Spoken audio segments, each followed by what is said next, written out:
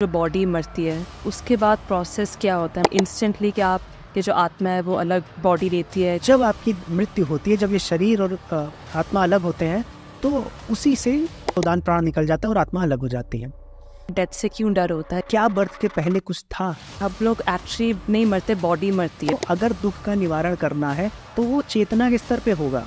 आपको मोक्ष की भी ऐसे जरूरत नहीं है। हम मानते हैं कि कर्म सिद्धांत होते हैं, हम मानते हैं पुनर्जन्म होता है। जो वुमेन है, अगर वो अपने मेंस्ट्रुअल साइकिल में होते हैं, क्या उनके लिए टेम्पल्स जाना, वर्शिप करना, क्या वो सही है, गलत है?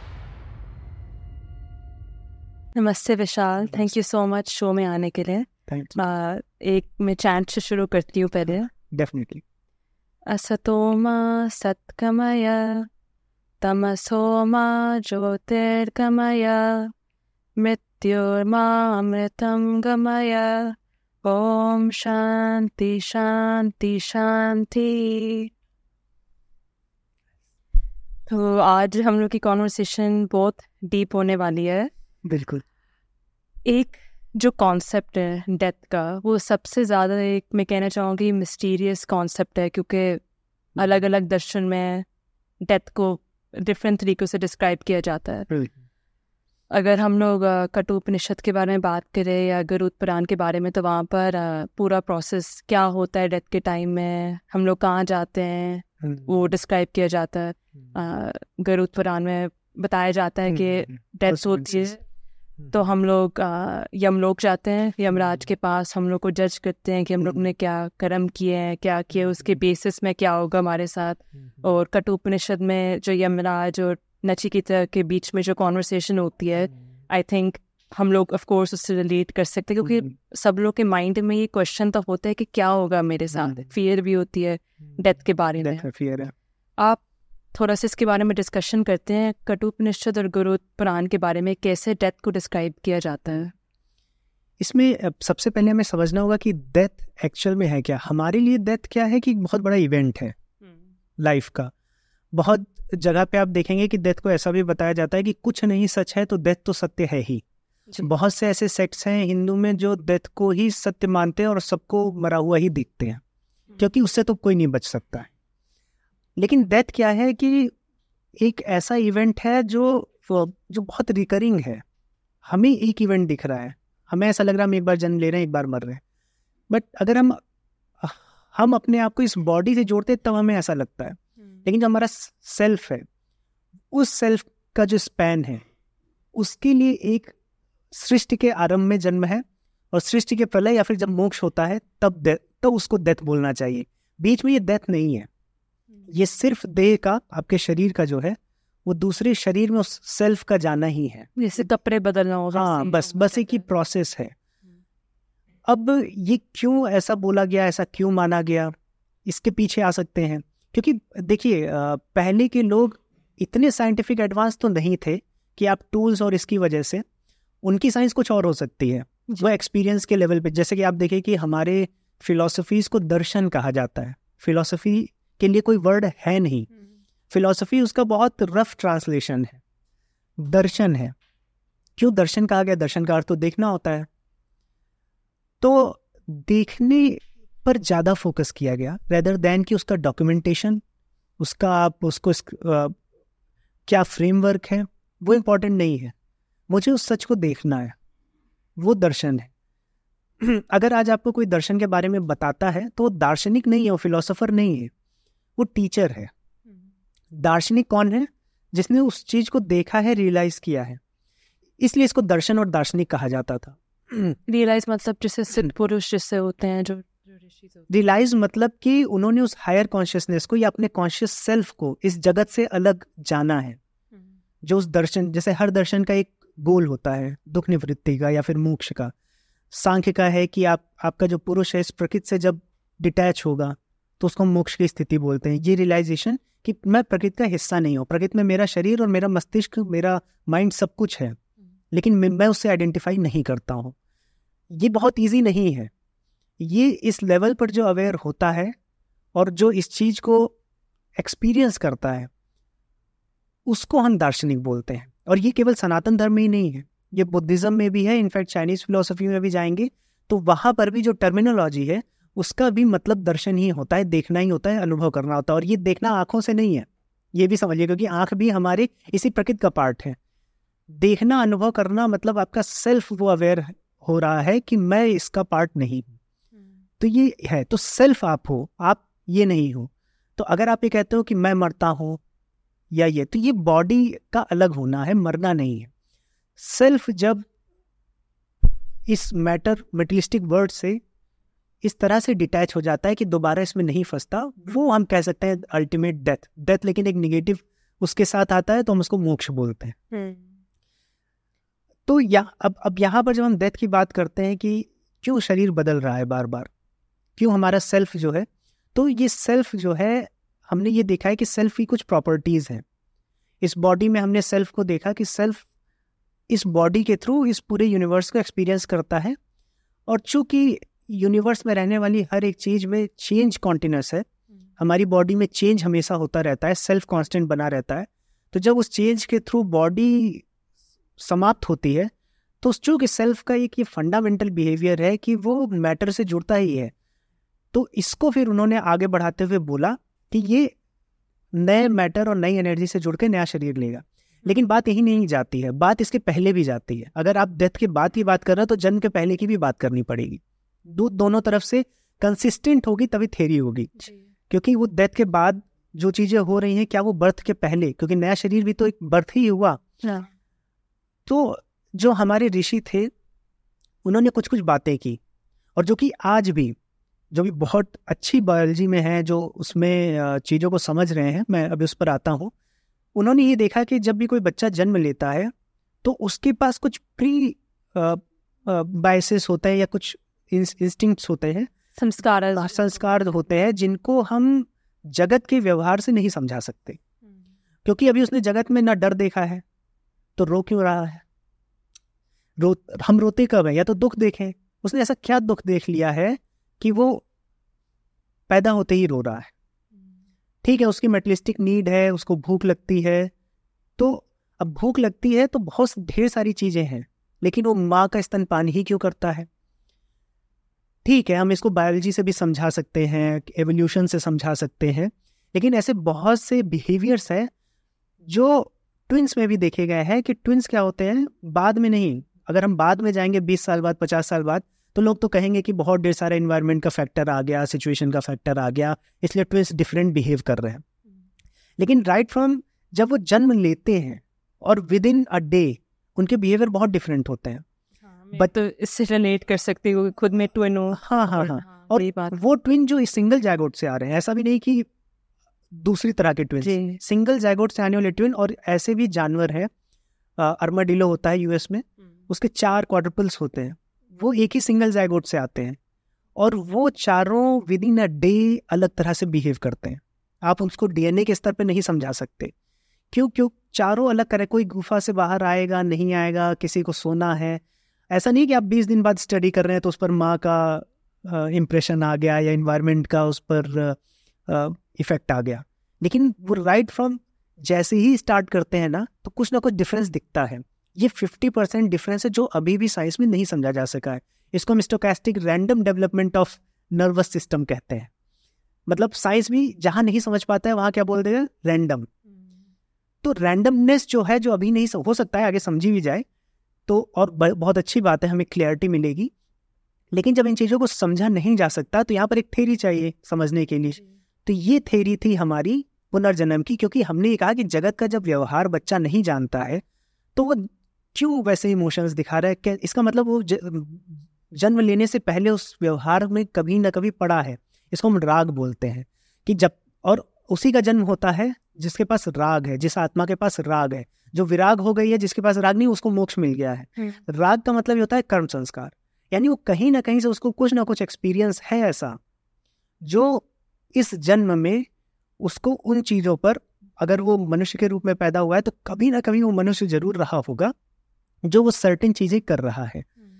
इसमें अब जब हम इस थ्योरी पे आते हैं कि इस जन्म में वो ये चीजें कर रहा है और इसका कॉज कहीं ना कहीं उसके पहले है, तो उसके पहले अगर हम जा रहे हैं तो डेथ के बाद अगर हम उसको जोड़ते हैं, क्योंकि फिर से एक जन्म होगा, तो ये एक साइकिल बनती है। तो ये थ्योरी कंसिस्टेंट तब बनती है जब हम इन चीज़ों पर आते हैं कि इसको एक्सप्लेन करने जाते हैं कि बर्थ लेने पर जो बिहेवियर्स हैं कैसे एक्सप्लेन करें। साइंस आज जैसे हम डीएनए की बात करते हैं, जीनोम की बात करते हैं, तो वो भी एक लूज रेसिपी है आपकी बॉडी बनाने को, ऐसा हार्डकोर उसमें भी नहीं इनकोडेड है, लेकिन वो रेसिपी है जिससे आपकी पूरी बॉडी बनती है। आपके कुछ बिहेवियर्स बनते हैं जो पेरेंट्स से आते हैं, आप सर्टेन वे में हंसते हो या सर्टेन वे में कुछ करते हो, कहीं ना कहीं डीएनए और जीनोम से समझाया जाता है। लेकिन बहुत से ऐसे बिहेवियर हैं जो अभी नहीं समझे जा सके हैं डीएनए लेवल पे। तो वहाँ से भी मैं अभी ये एक जगह है जहाँ पर हम ये सोच सकते हैं कि क्या बर्थ के पहले कुछ था। आज हम ये क्वेश्चन कर सकते हैं, लेकिन पहले ये माना ही गया कि बर्थ के पहले था, तो इसीलिए जब बर्थ के पहले था तो डेथ के बाद भी कुछ हो सकता है, तभी ये साइकिल। नहीं तो फिर हम कैसे ये कॉन्क्लूसिवली कह सकते हैं कि ये मेरा लास्ट बर्थ है? ये तो नहीं कह सकते। अगर हम ये कहें कि मेरे बर्थ के पहले कुछ था, तो ये कहना कि ये बर्थ मेरा लास्ट है, तो ये थोड़ा लिमिटेशन हो जाएगी थ्योरी पे। इसलिए फिर इसको साइकिल बनाई गई कि हाँ, मेरी इस डेथ के बाद कुछ होगा।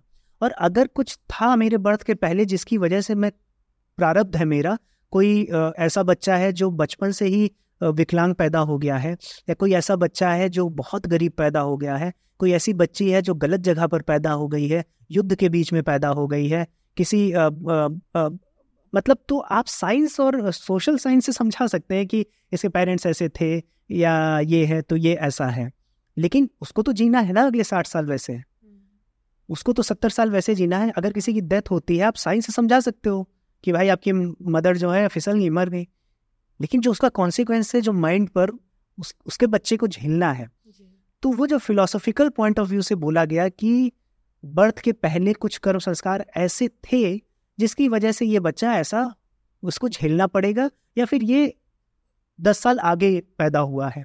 जैसे बहुत से बच्चे होते हैं 8-10 साल में ही बहुत टैलेंटेड होते हैं, तो उनको ये बोला जाता है कि ऐसा था, इस वजह से ये थोड़ा सा ऐसा है। तो इसका मतलब ये है कि इसके पहले आपके कुछ कर्म संस्कार थे जो डिसाइड कर रहे हैं कि आप कैसे हो। तो इसका मतलब है यहाँ पे भी कुछ ऐसा होना चाहिए जो आपके नेक्स्ट जन्म के लिए आपको प्रिपेयर करता हो। तो फिर ये एक साइकिल बन गई। और फिर ये हमने, जैसे कि मैंने पहले भी बताया कि जन्म कुछ नहीं है, केवल आपका जो सेल्फ, जो आप हो, उसका मटेरियल वर्ल्ड से जुड़ना है। और जो डेथ है जिसको हम देखते हैं, उसका मटेरियल वर्ल्ड से हटके, चूँकि वो मटेरियल खत्म होगा, दूसरे मटेरियल से जुड़ना है। और वो जुड़ने के लिए कर्म संस्कार ही उत्तरदायी होते हैं। और इसमें कर्म संस्कार के साथ साथ एक प्राण का कॉन्सेप्ट है कि मतलब हमारे अंदर आत्मा के साथ साथ प्राण भी देखा गया। सेल्फ है, बॉडी है, और जो बॉडी के अंदर एनर्जीज है जिनको मैं बोल रहा हूँ उनको हम प्राण कहते हैं। और प्राण को ऐसे बोला गया है कि प्राण तब तक नहीं जन्म ले सकता जब तक शरीर यानी मैटर और कॉन्शियसनेस साथ ना है। मतलब प्राण एक शैडो है। जब लाइट और ऑब्जेक्ट साथ आते हैं तो शैडो बनती है। आप लाइट हटा लेंगे तब भी शैडो नहीं बनेगी, आप ऑब्जेक्ट हटा लेंगे तब भी शैडो नहीं बनेगी। तो इसीलिए जब शरीर और आपका सेल्फ साथ आता है तो प्राण प्रवेश करता है, और फिर आप कॉन्शियस बीइंग इस मटेरियल वर्ल्ड में बनते हो। तो आई होप कि मैंने इस पूरे कॉन्सेप्ट को कुछ थोड़ा बहुत क्लियर किया हो। आपके कुछ क्वेरीज? जैसे आपने बोला डेथ को समझना का एक फाउंडेशन है ना, वे अपने आप को जानना कि पहले तुम कौन हो। क्योंकि यही बात होती है कि डेथ से क्यों डर होता है, या जब हम लोग के माँ बाप जाते हैं या कोई फैमिली लव्ड वन जाता है तो क्यों दुख होता है। क्योंकि हम लोग को ये बिलीफ, सो कॉल्ड बिलीफ होता है कि वो चले गए हैं, वापस कभी नहीं आएंगे, या अब हम लोग उनको देख नहीं सकते मटेरियल फॉर्म में। लेकिन जैसे अभी स्वामी सर्वप्रेमानंद जी के साथ हम लोग ने जब पॉडकास्ट की तो उन्होंने कोशिश की, मेडिटेशन करवाई थी, जहाँ पर उन्हें 1 by 1 एक जो जैसे लेयर्स होते हैं अपने आप को जानने के लिए, जैसे हम लोग बॉडी है, बॉडी तुम नहीं हो, अवेयरनेस हो, अपने बॉडी को देख सकते हो, अपने सांस को देख सकते हो, अपने थॉट्स को, जो ज्ञानमय कोश है उनको देख सकते हो। 1 by 1 जो कोशस है, ऐसे अगर डिजोल्व करते हो तो पता चलता है कि तुम कौन हो, वो अवेयरनेस हो, वो कॉन्शियसनेस हो। तो मतलब वही बात मैं आगे कि हम लोग एक्चुअली नहीं मरते, बॉडी मरती है, बस एक बॉडी, वो मैटर ही आपसे डिटैच होता है, बस आप रहते हो। क्योंकि मैं वही पहले भी बात कर रहा था कि हम आपको कब तक समाप्त, मतलब आपके अगर अंगों को काटना शुरू करें तो आप कब तक रहोगे? आपके पैर काट देंगे तब भी आप रहोगे। तो वही है कि at the end of the day जब आप कॉन्शियसनेस लूज करते हो तब बोला जाता है कि आप नहीं। जब आप अनकॉन्शियस पड़े होते हो, मर जाते हो, तब बोला जाता है कि आप नहीं हो, और फिर उसको बोला जाता है कि वो आपकी बॉडी है। वो ही नहीं बोला जाता है कि ये विशाल चौरसिया ये लेटे हैं, वो बॉडी। इसका मतलब है कि विशाल चौरसिया सेल्फ जो कॉन्शियसनेस थी वो थी, उसकी बात चल रही थी। तो ये चीज़ है कि हमें समझना होगा, इसको जानना होगा कि हम जो है वो सेल्फ ही है, जिसको आत्मा बोलते हैं, कॉन्शियसनेस आत्मा बोलते हैं, कॉन्शियसनेस बोलते हैं। और इसमें आत्मा है, चेतना है, और भी बहुत से वर्ड्स हैं। इसके साथ साथ जो परमात्मा का कॉन्सेप्ट है वो दूसरा है। कभी कभी क्या होता है, लोग आत्मा और परमात्मा में कंफ्यूज हो जाते हैं जी। वो मैं बताऊं? हाँ जी। तो क्या होता है कि जो परमात्मा है, जिनको हम प्रजापति कह रहे हैं या जिनको हम ईश्वर कह रहे हैं, वो ईश्वर, अभी हम जो डुअलिटी देख रहे हैं ना, कि मैटर और एनर्जी या जो भी जड़ है और जो हमारी कॉन्शियसनेस है, परमात्मा ये दोनों के लिए, ये दोनों को चला रहा है। और इस वर्ल्ड में भी आप देखो, जितनी भी चीजें हो रही हैं, बहुत सी ऐसी चीजें जो कॉन्शियसनेस या आपकी आत्मा नहीं कंट्रोल करती।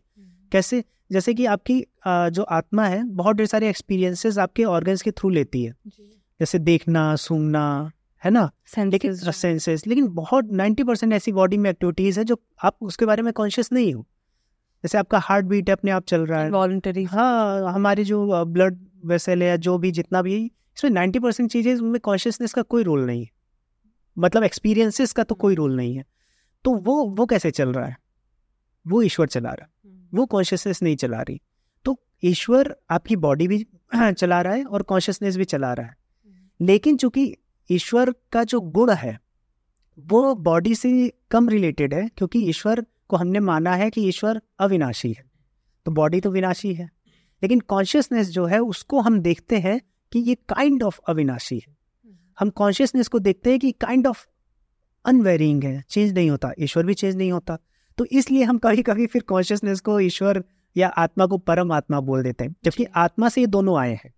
ये इन दोनों में ईश्वर का वास है। ईशावास्योपनिषद में कहा है कि ओम ईशावास्यम इदम सर्वम यत किंच जगत्याम जगत। तो मतलब जगत जो है उसमें तो ईश्वर है ही, और कॉन्शियसनेस जो है वो भी ईश्वर से जन्म लेती है। इसको प्रश्न उपनिषद में पिपलाद ऋषि जी ने बहुत अच्छे से समझाया है, रई प्राण के माध्यम से, कि प्रजापति जो है उनसे ही कॉन्शियसनेस और उनसे ही ये मटेरियल वर्ल्ड दोनों आया है, और ये दोनों आपस में कर्म संस्कारों के माध्यम से अटैच होते हैं। अगर हम लोग जैसे दर्शन की बात करते हैं, वैसे बहुत सारे दर्शन हैं, लेकिन सांख्य और अद्वैत को बोला जाता है कि बहुत सिमिलर हैं, लेकिन ऑलमोस्ट जैसे एक स्टेप फर्दर अद्वैत में। जैसे सांख्य दर्शन को बोला जाता है कि जो प्रकृति और पुरुष है वो अलग है, मैटर और कॉन्शियसनेस अलग है। अद्वैत को बोला जाता है कि एक है, नॉन डुअलिटी। उसके बारे में थोड़ा सा अगर आप बात कर सकते। जैसे सांख्य और अद्वैत बोलता है कि जो जब आप ये, जैसे सांख्य ने ईश्वर को उस तरह से परिभाषित नहीं किया है जिस तरह से अद्वैत ने ब्रह्म को किया है। तो सांख्य का खेल, जो सांख्य दर्शन का पूरा फ्रेमवर्क जो है वो पुरुष और प्रकृति के अराउंड ही घूमता है। प्रकृति क्या है? प्रकृति सिंगल है, और पुरुष क्या है? मल्टीपल है। इसीलिए इसको सांख्य भी बोलते हैं कि मल्टीपल पुरुष है। मतलब, और क्यों मल्टीपल है? क्योंकि मेरा एक्सपीरियंस और आपका एक्सपीरियंस अलग है। अगर हम दोनों एक होते तो मैं जब सोता हूँ आप सो जाते, अगर एक्सपीरियंस से होता, मैं जब मरता आप मर जाते। तो सांख्य की जो कपिल मुनि है वो ये आर्गुमेंट रखते हैं कि हमारी और आपकी जो कॉन्शियसनेस है, जो जीवात्मा है, जो चेतना है, वो सब में अलग है। लेकिन अद्वैत ऐसा नहीं मानता। अद्वैत का मानना है कि आप इस स्तर पे आए ही क्यों? ये तो इल्यूजन है, ये तो अहंकार भाव से हो रहा है। आप अहंकार भाव में क्यों अपने दर्शन को रख रहे हो? जब आपको सच पे जाना है तो सच पे जाते हैं, ईश्वर पे जाते हैं, और हमें वहां से दिखता है कि ईश्वर से दोनों आए हैं। जैसे कि मैंने अभी बताया कि कॉन्शियसनेस और जड़ दोनों ईश्वर से आए हैं, और फिर उनमें नानात्व आता है। तो ये इस खेल में क्यों पड़ रहे हैं जब हमें ईश्वर तक जाना है? तो जब रियलिटी ईश्वर से आ रही, ब्रह्म से आ रही, और फिर उसमें नानात्व आ रहा है, तो जड़ भी और कॉन्शियसनेस भी ब्रह्म ही है। ब्रह्म ही अपने, इससे बोला जाता है ब्रह्मन सत्य जगत मिथ्या। ब्रह्म सत्यम जगन मिथ्या। सो अद्वैत में ये मान सकते हैं कि जैसे एक लाइट है, सन को मानो तो वो सब लोग के ऊपर एक की लाइट शाइन कर रही है। तो वो कॉन्शियसनेस एक है, लेकिन जो हम लोग को ये बॉडी, माइंड बॉडी कॉम्प्लेक्सेस दिख रहे हैं वो अलग अलग है। जैसे इसको आप ऐसे कह सकते हो कि इसमें एक बहुत अच्छा एग्जांपल दिया जाता है कि जैसे इस रूम में बहुत ढेर सारे इलेक्ट्रिकल इक्विपमेंट है, लेकिन इलेक्ट्रिसिटी एक है, कि इलेक्ट्रिसिटी तो एक ही जगह से आ रही है। रूप अलग अलग है, कोई पंखा चल रहा है, कोई एसी चल रहा है, कोई लाइट दिखा रहा है। तो अद्वैत का ये है कि ब्रह्म एक ही है, अलग अलग रूप में भाषित हो रहा है। लेकिन सांख्य क्या कहता है कि जब लाइट सही करनी होगी ना तो आपको लाइट का इंजीनियर बुलाना पड़ेगा, जब आपको फैन सही करना होगा तो फैन का इंजीनियर बुलाना पड़ेगा। इसलिए वो कैटेगराइजेशन में सांख्य थोड़ा बिलीव करता है कि भले वो इलेक्ट्रिसिटी, वो ईश्वर एक है, लेकिन चूंकि नानात्व है तो अगर दुख का निवारण करना है तो वो चेतना के स्तर पे होगा। आपका दुख आपके स्तर पे समाप्त होगा, मेरा दुख मेरे स्तर पे, क्योंकि मैं पंखा हूं और आप लाइट हो। ये सांख्य का मानना है। लेकिन अद्वैत कहता है ऐसा नहीं है, इलेक्ट्रिसिटी मेन है, तो इलेक्ट्रिसिटी हम दोनों में है, तो हम उस इलेक्ट्रिसिटी पर जाएंगे, ना कि हम अपनी इंडिविजुअलिटी पर जाएंगे। ये अद्वैत का। अद्वैत वेदांत में जैसे ये माना जाता है कि नोइंग इज बीइंग, मतलब अगर आपने ज्ञान को जान लिया, मान लिया, रियलाइज कर दिया तो आप वो बन गए हो। लेकिन वही जैसे आप बोल रहे थे कि आपको अगर सांख्य में बोलते हैं आपको अलग अलग चीज़ों के लिए वो जैसे इलेक्ट्रिशियन लाना होगा, अद्वैत में ये होता है कि वो अद्वैत को समझना और वो बनना, जैसे अगर हम लोग संत को देखते हैं वो जो बन गए वो एक बात है, लेकिन जब हम लोग इस जीव की तरह से बात कर रहे हैं तो ये मानना कि ब्रह्मन सत्य जगत मिथ्या, और फिर हम लोग को भूख भी लग रही है, हम लोग के पास डिजायर्स भी हैं, तो वो बात हो जाती है कि वो रियलाइज करना और वो बनना एक दूसरी बात है। इसमें एक एग्जांपल और आपको मैं देता हूँ, शायद और आसानी से समझे, कि जैसे एक बीज है और उससे बड़ा सा पेड़ आता है, पेड़ में बहुत ढेर सारी टहनियाँ आती हैं, बहुत ढेर सारी अगर आम का पेड़ है तो आम के बहुत तरह तरह के फल आते हैं, सारे फल एक साइज के नहीं होते हैं, तो इसके कलर्स में डिफरेंस रहता है। तो अब इसमें क्या है कि अगर आप सांख्य में जाएंगी तो सांख्य के अनुसार बीज से वो पूरा पेड़ बनना और उस पूरे पेड़ में अलग अलग चीज़ों का होना एक स्ट्रक्चर्ड वे में उन्होंने बताया है कि बीज में महत्व था, फिर उससे पेड़ उत्पन्न हुआ तो उसमें अहंकार भाव आया कि ये टहनी ये है, एक आम को लग रहा है कि ये आम दूसरा है। अगर वो आपस में बात कर सकते तो एक आम दूसरे आम को देख के बोलता भाई तू अलग है मैं अलग हूँ।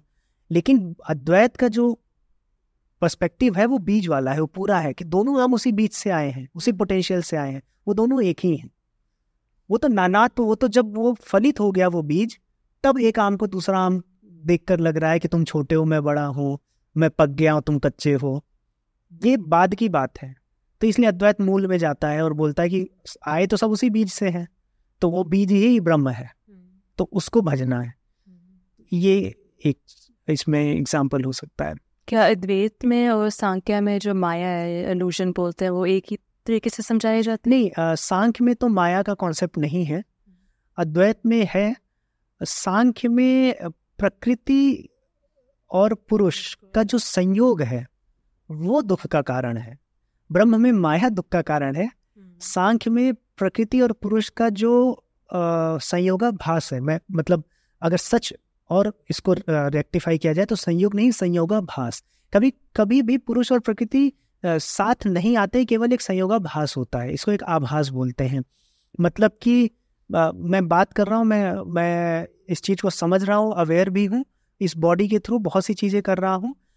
अब अगर इस बॉडी को और इस माइंड को मैं मानने लगूँ कि मैं ही हूँ तो मैं इस दुख में फंसा हूँ। तो ये आभास होना कि मैं ये हूँ, ये दुख का कारण है सांख्य में। तो सांख्य क्या कहता है कि आपको समझना पड़ेगा कि जो आप हो, जो जिस सेल्फ की बात हो रही है, वो ये जगत या ये शरीर नहीं है।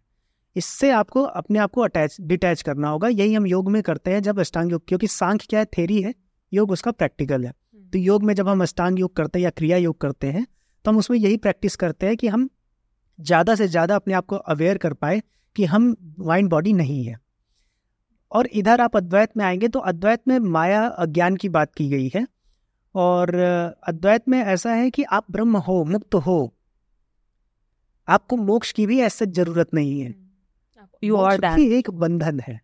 अगर मोक्ष का विचार भी आ रहा है, यहाँ तो मोक्ष का विचार किया जा रहा है सांख्य में कि मुझे डिटैच होना है, वहां बोले आपको डिटैच किससे होना है, आप तो सब हो, आप मुक्त हो। बस आप अज्ञान के कारण आपको वो मुक्त अवस्था दिख नहीं रही है, आप अपना स्वरूप भूल गए हो। लेकिन आप मुक्त हो, आपको मोक्ष की जरूरत है। आप किससे मोक्ष लोगे? जब वो भी आप हो मैं भी, तो आप मोक्ष किससे लोगे? तो मोक्ष नहीं लेना है, समझना है, बस ये अद्वैत का मत है। जैसे आपने समझाया थोड़ा सा सिंप्लीफाइड वे से आप बताना अगर ठीक है, तो सांख्य में जैसे कोशस के मैंने बोला था कि 1 by 1, तो अगर आप ये समझ लो कि मैं बॉडी नहीं हूँ, मैं माइंड नहीं हूँ, अपने थॉट्स नहीं हूँ, ये जो मुझे डिजीजेज है ये चीज़ों में नहीं हो तो आपकी सफरिंग ख़त्म हो सकती है जान के कि आपका ट्रू सेल्फ क्या है। ट्रू सेल्फ क्या है। अद्वैत वेदांत में जैसे अगर हम लोग सपना की बात करते हैं, कल रात ही मुझे सपना आया था तो बहुत डरावना था। लेकिन जब मैं उठी थी तो मुझे डर नहीं लगा क्योंकि पता है वो रियल नहीं है। और सपने में बार बार ऐसे भी होता है कि कभी भी 100 लोग हो 200 लोग हो। वैसे अद्वैत बोलता है कि ये भी एक सपना जैसे है, मतलब एक अपीयरेंस है, आपके कॉन्शियसनेस के अंदर ही वो अपीयर हो रहा है। अब अद्वैत का क्या है कि आप सपने में अगर चिंता करो बचने की तो व्यर्थ है ना। अगर आप सपने में कुछ ऐसा कर रहे हो कि उससे बचना है आपको, तो वो कोई सोल्यूशन नहीं है, क्योंकि वो सपना है, वो सत्य है, मतलब सत्य नहीं है। सांख्य का इसीलिए सांख्य को अद्वैत यहाँ पर क्रिटिसाइज करता है कि इस वर्ल्ड में आप मुक्त हो। आप मुक्त होने के लिए अगर आप ऐसे देखोगे कि मुझे अपने आप को अलग करना है, तो इसमें सांख्य फिर आगे ये ऐड करता है कि अगर आप एक्टिवली अलग नहीं भी करते हो तब भी एक ना एक दिन अलग हो जाओगे। तो सांख्य का फिर ये एक आता है कि जो प्रकृति है वो एक एवोल्यूशन पर चल पड़ी है, वो सारे पुरुष को मुक्त करेगी। लेकिन कोई पुरुष ज्ञान से मुक्त हो सकता है और कोई पुरुष बोर्डम से। समझ रहे हैं ना कि मतलब मैं ये जान जाऊं कि मेरे लिए कार की कोई जरूरत नहीं है, कार से अलग हो जाऊं, या फिर मैं उस कार को इतना चला लूं कि फिर मैं अलग हो जाऊं। तो सांख्य का ये एक पूरा पर्सपेक्टिव है। थोड़ा सा क्योंकि हम लोग अद्वैत के बारे में भी बात कर रहे हैं, तो जो अष्टवक्र गीता है ये वैसे बहुत ट्रांसलेशंस है। करेंसी में मैं ये वाली पढ़ रही हूँ, ये एक्चुअली बहुत अच्छी ट्रांसलेशन है। थॉमस ब्रायंट से, ये जो नीमटोली बाबा के वो डिसाइपल थे। ये बहुत एक पोएटिक वे से अष्टवक्र गीता को समझाया जाता है। उसमें जो राजा जनक के बीच में और अष्टवक्र की जो कॉन्वर्सेशन होती है वो यही है जो हम लोग बात कर रहे थे सपना के बारे में। अष्टवक्र गीता को यदि आप पढ़ेंगे तो जैसे भगवत गीता है वो बहुत प्रैक्टिकल ग्रंथ है। मतलब कि आप चूँकि उसका प्रेमाइस ऐसा है कि वहाँ पे एक धर्म संकट है, अर्जुन को बहुत लोगों से लड़ना है जो कि उसके सगे हैं, और उसको ये भी हो रहा है कि मैं जीव हत्या या फिर युद्ध में क्यों ही पढ़ूँ। तो ये धर्म संकट है जो सबकी लाइफ में आता है। तो भगवत गीता वहाँ पर आपको बहुत शक्ति देती है कि इस तरह के धर्म संकट में, जैसे उन्होंने बताया कि कर्म करो, फल की चिंता मत करो, डिटैच रहो। तो इस तरह की जो बहुत सी हमें प्रैक्टिकल नॉलेज मिलती है। Ashtavakra Gita is on different level. उसको वो जगत को तो नकारती है कि अगर तुम जगत के व्यवहार में, अगर तुम जगत के व्यवहार में सोल्यूशन ढूंढते हो कि मैं निष्काम कर्म करूं, कि मैं फल की चिंता ना करूं, ये सब जगत का इल्यूजन है। तुम हो ही नहीं ये, और ना तुम्हें मोक्ष चाहिए। अगर तुम मोक्ष का भी विचार करते हो तो बंधन में हो, ये जान लो। और वो बोलते हैं कि ईश्वर का भी विचार मत करो। एक श्लोक में वो बोलते हैं कि ईश्वर का विचार करना, ईश्वर जो अचिंत्य जिसको बोला गया है, जिसको पूरे दर्शन वेद आदि अकल्पनीय अचिंत्य बोलते हैं, जिसको सोचा नहीं जा सकता, यदि उस ईश्वर के बारे में तुम सोच रहे हो तो तुम सिर्फ विचार कर रहे हो अपने विचार पर, ईश्वर को नहीं सोच रहे हो। तो जैसे हो वैसे रहो। तो सारे बंधनों से मुक्त हो, अपने को किसी बंधन में मत बांधो। जैसे कि आज हम देखते हैं कि कोई अपने आप को अद्वैतवादी बोलता है, कोई अपने आप को इस्कॉन का बोलता है, कोई अपने आप को पौराणिक बोलता है, फिर अलग अलग तरह के और बंधन। तो गोल हमारा क्या है? बंधनों से मुक्त होना। और हम क्या करते हैं, कई लोग मुझसे पूछ लेते हैं आप किस परंपरा से आते हो। तो मैं सोच रहा हूँ मैं किसी एक परंपरा से जुड़ना, मुझे तो दर्शन और मुझे उपनिषद और मुझे अष्टावक्र गीता समझाती है कि आप अपने आप को जानना है, आपको बंधना नहीं है। जितने बंधन कम कर सको उतना है। तो ये सब चीजें अष्टावक्र गीता से आती हैं। अष्टावक्र गीता में आपको कड़वे सच मिलेंगे, और भगवत गीता में आपको एक जीवन के लिए जो मार्गदर्शक है भगवान श्री कृष्ण जी, वो मार्गदर्शन दिए हैं, क्योंकि उनको पता है कि कर्म के बिना इस प्रकृति में आप नहीं चलोगे। लेकिन यहाँ पर सीधे अष्टावक्र जी कर्म को भी डिनाई करते हैं। वो ये कहते हैं कि आपको अपने ट्रू सेल्फ को रियलाइज करने का भी जो बात है, जो ये कर्म है, वो भी अपने आप में एक बंधन है। आप हो, you have already realised everything you ever would want to realise. बस इग्नोरेंस, हाँ, बस इग्नोरेंस वो ही हटानी है। अष्टावक्र गीता से मुझे एक कहानी याद आती है, स्वामी सर्वप्रियानंद जी ने बताई थी।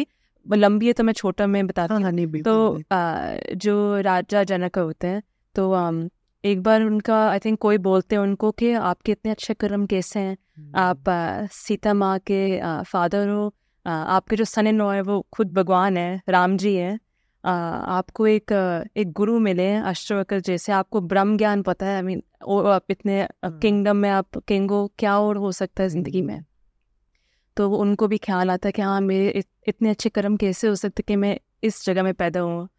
तो कहानी ऐसी जाती है कि वो 3-4 लोग के पास जाते हैं और हर आदमी उनको बोलता है आप यहाँ पर जाओ, यहाँ पर जाओ। अंत में वो आते हैं एक बच्चे के पास, एक न्यूबॉर्न बेबी है।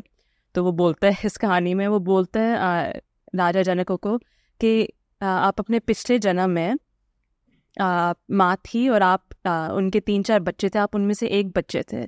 तो कोई आई थिंक ऋषि आता है दरवाजे पे और उनको खाना चाहिए होता है, भोजन चाहिए होता है।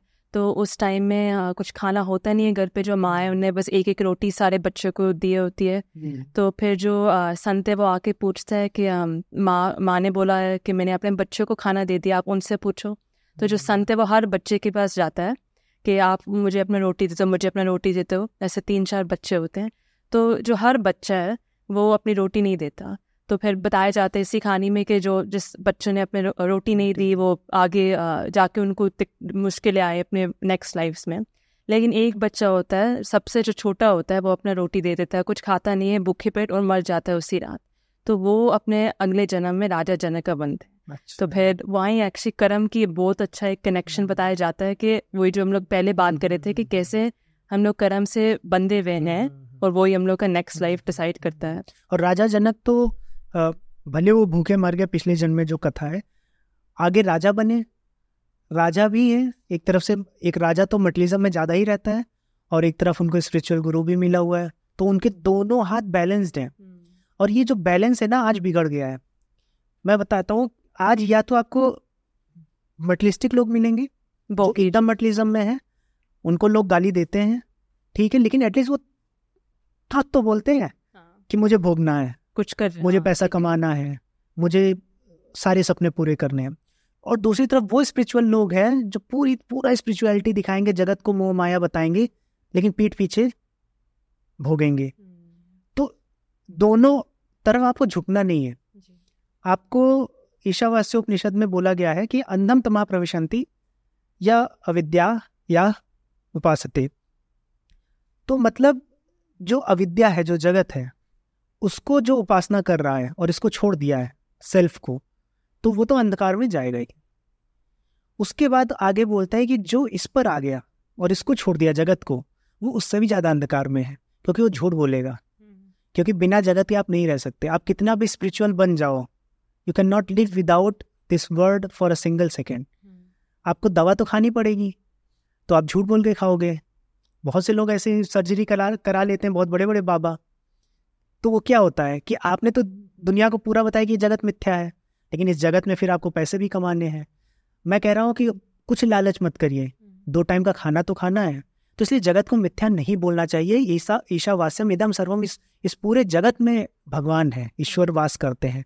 तो इस जगत को मिथ्या भाव दूसरे स्तर पे देख सकते हैं। 2 तरह के मिथ्या भाव होते हैं।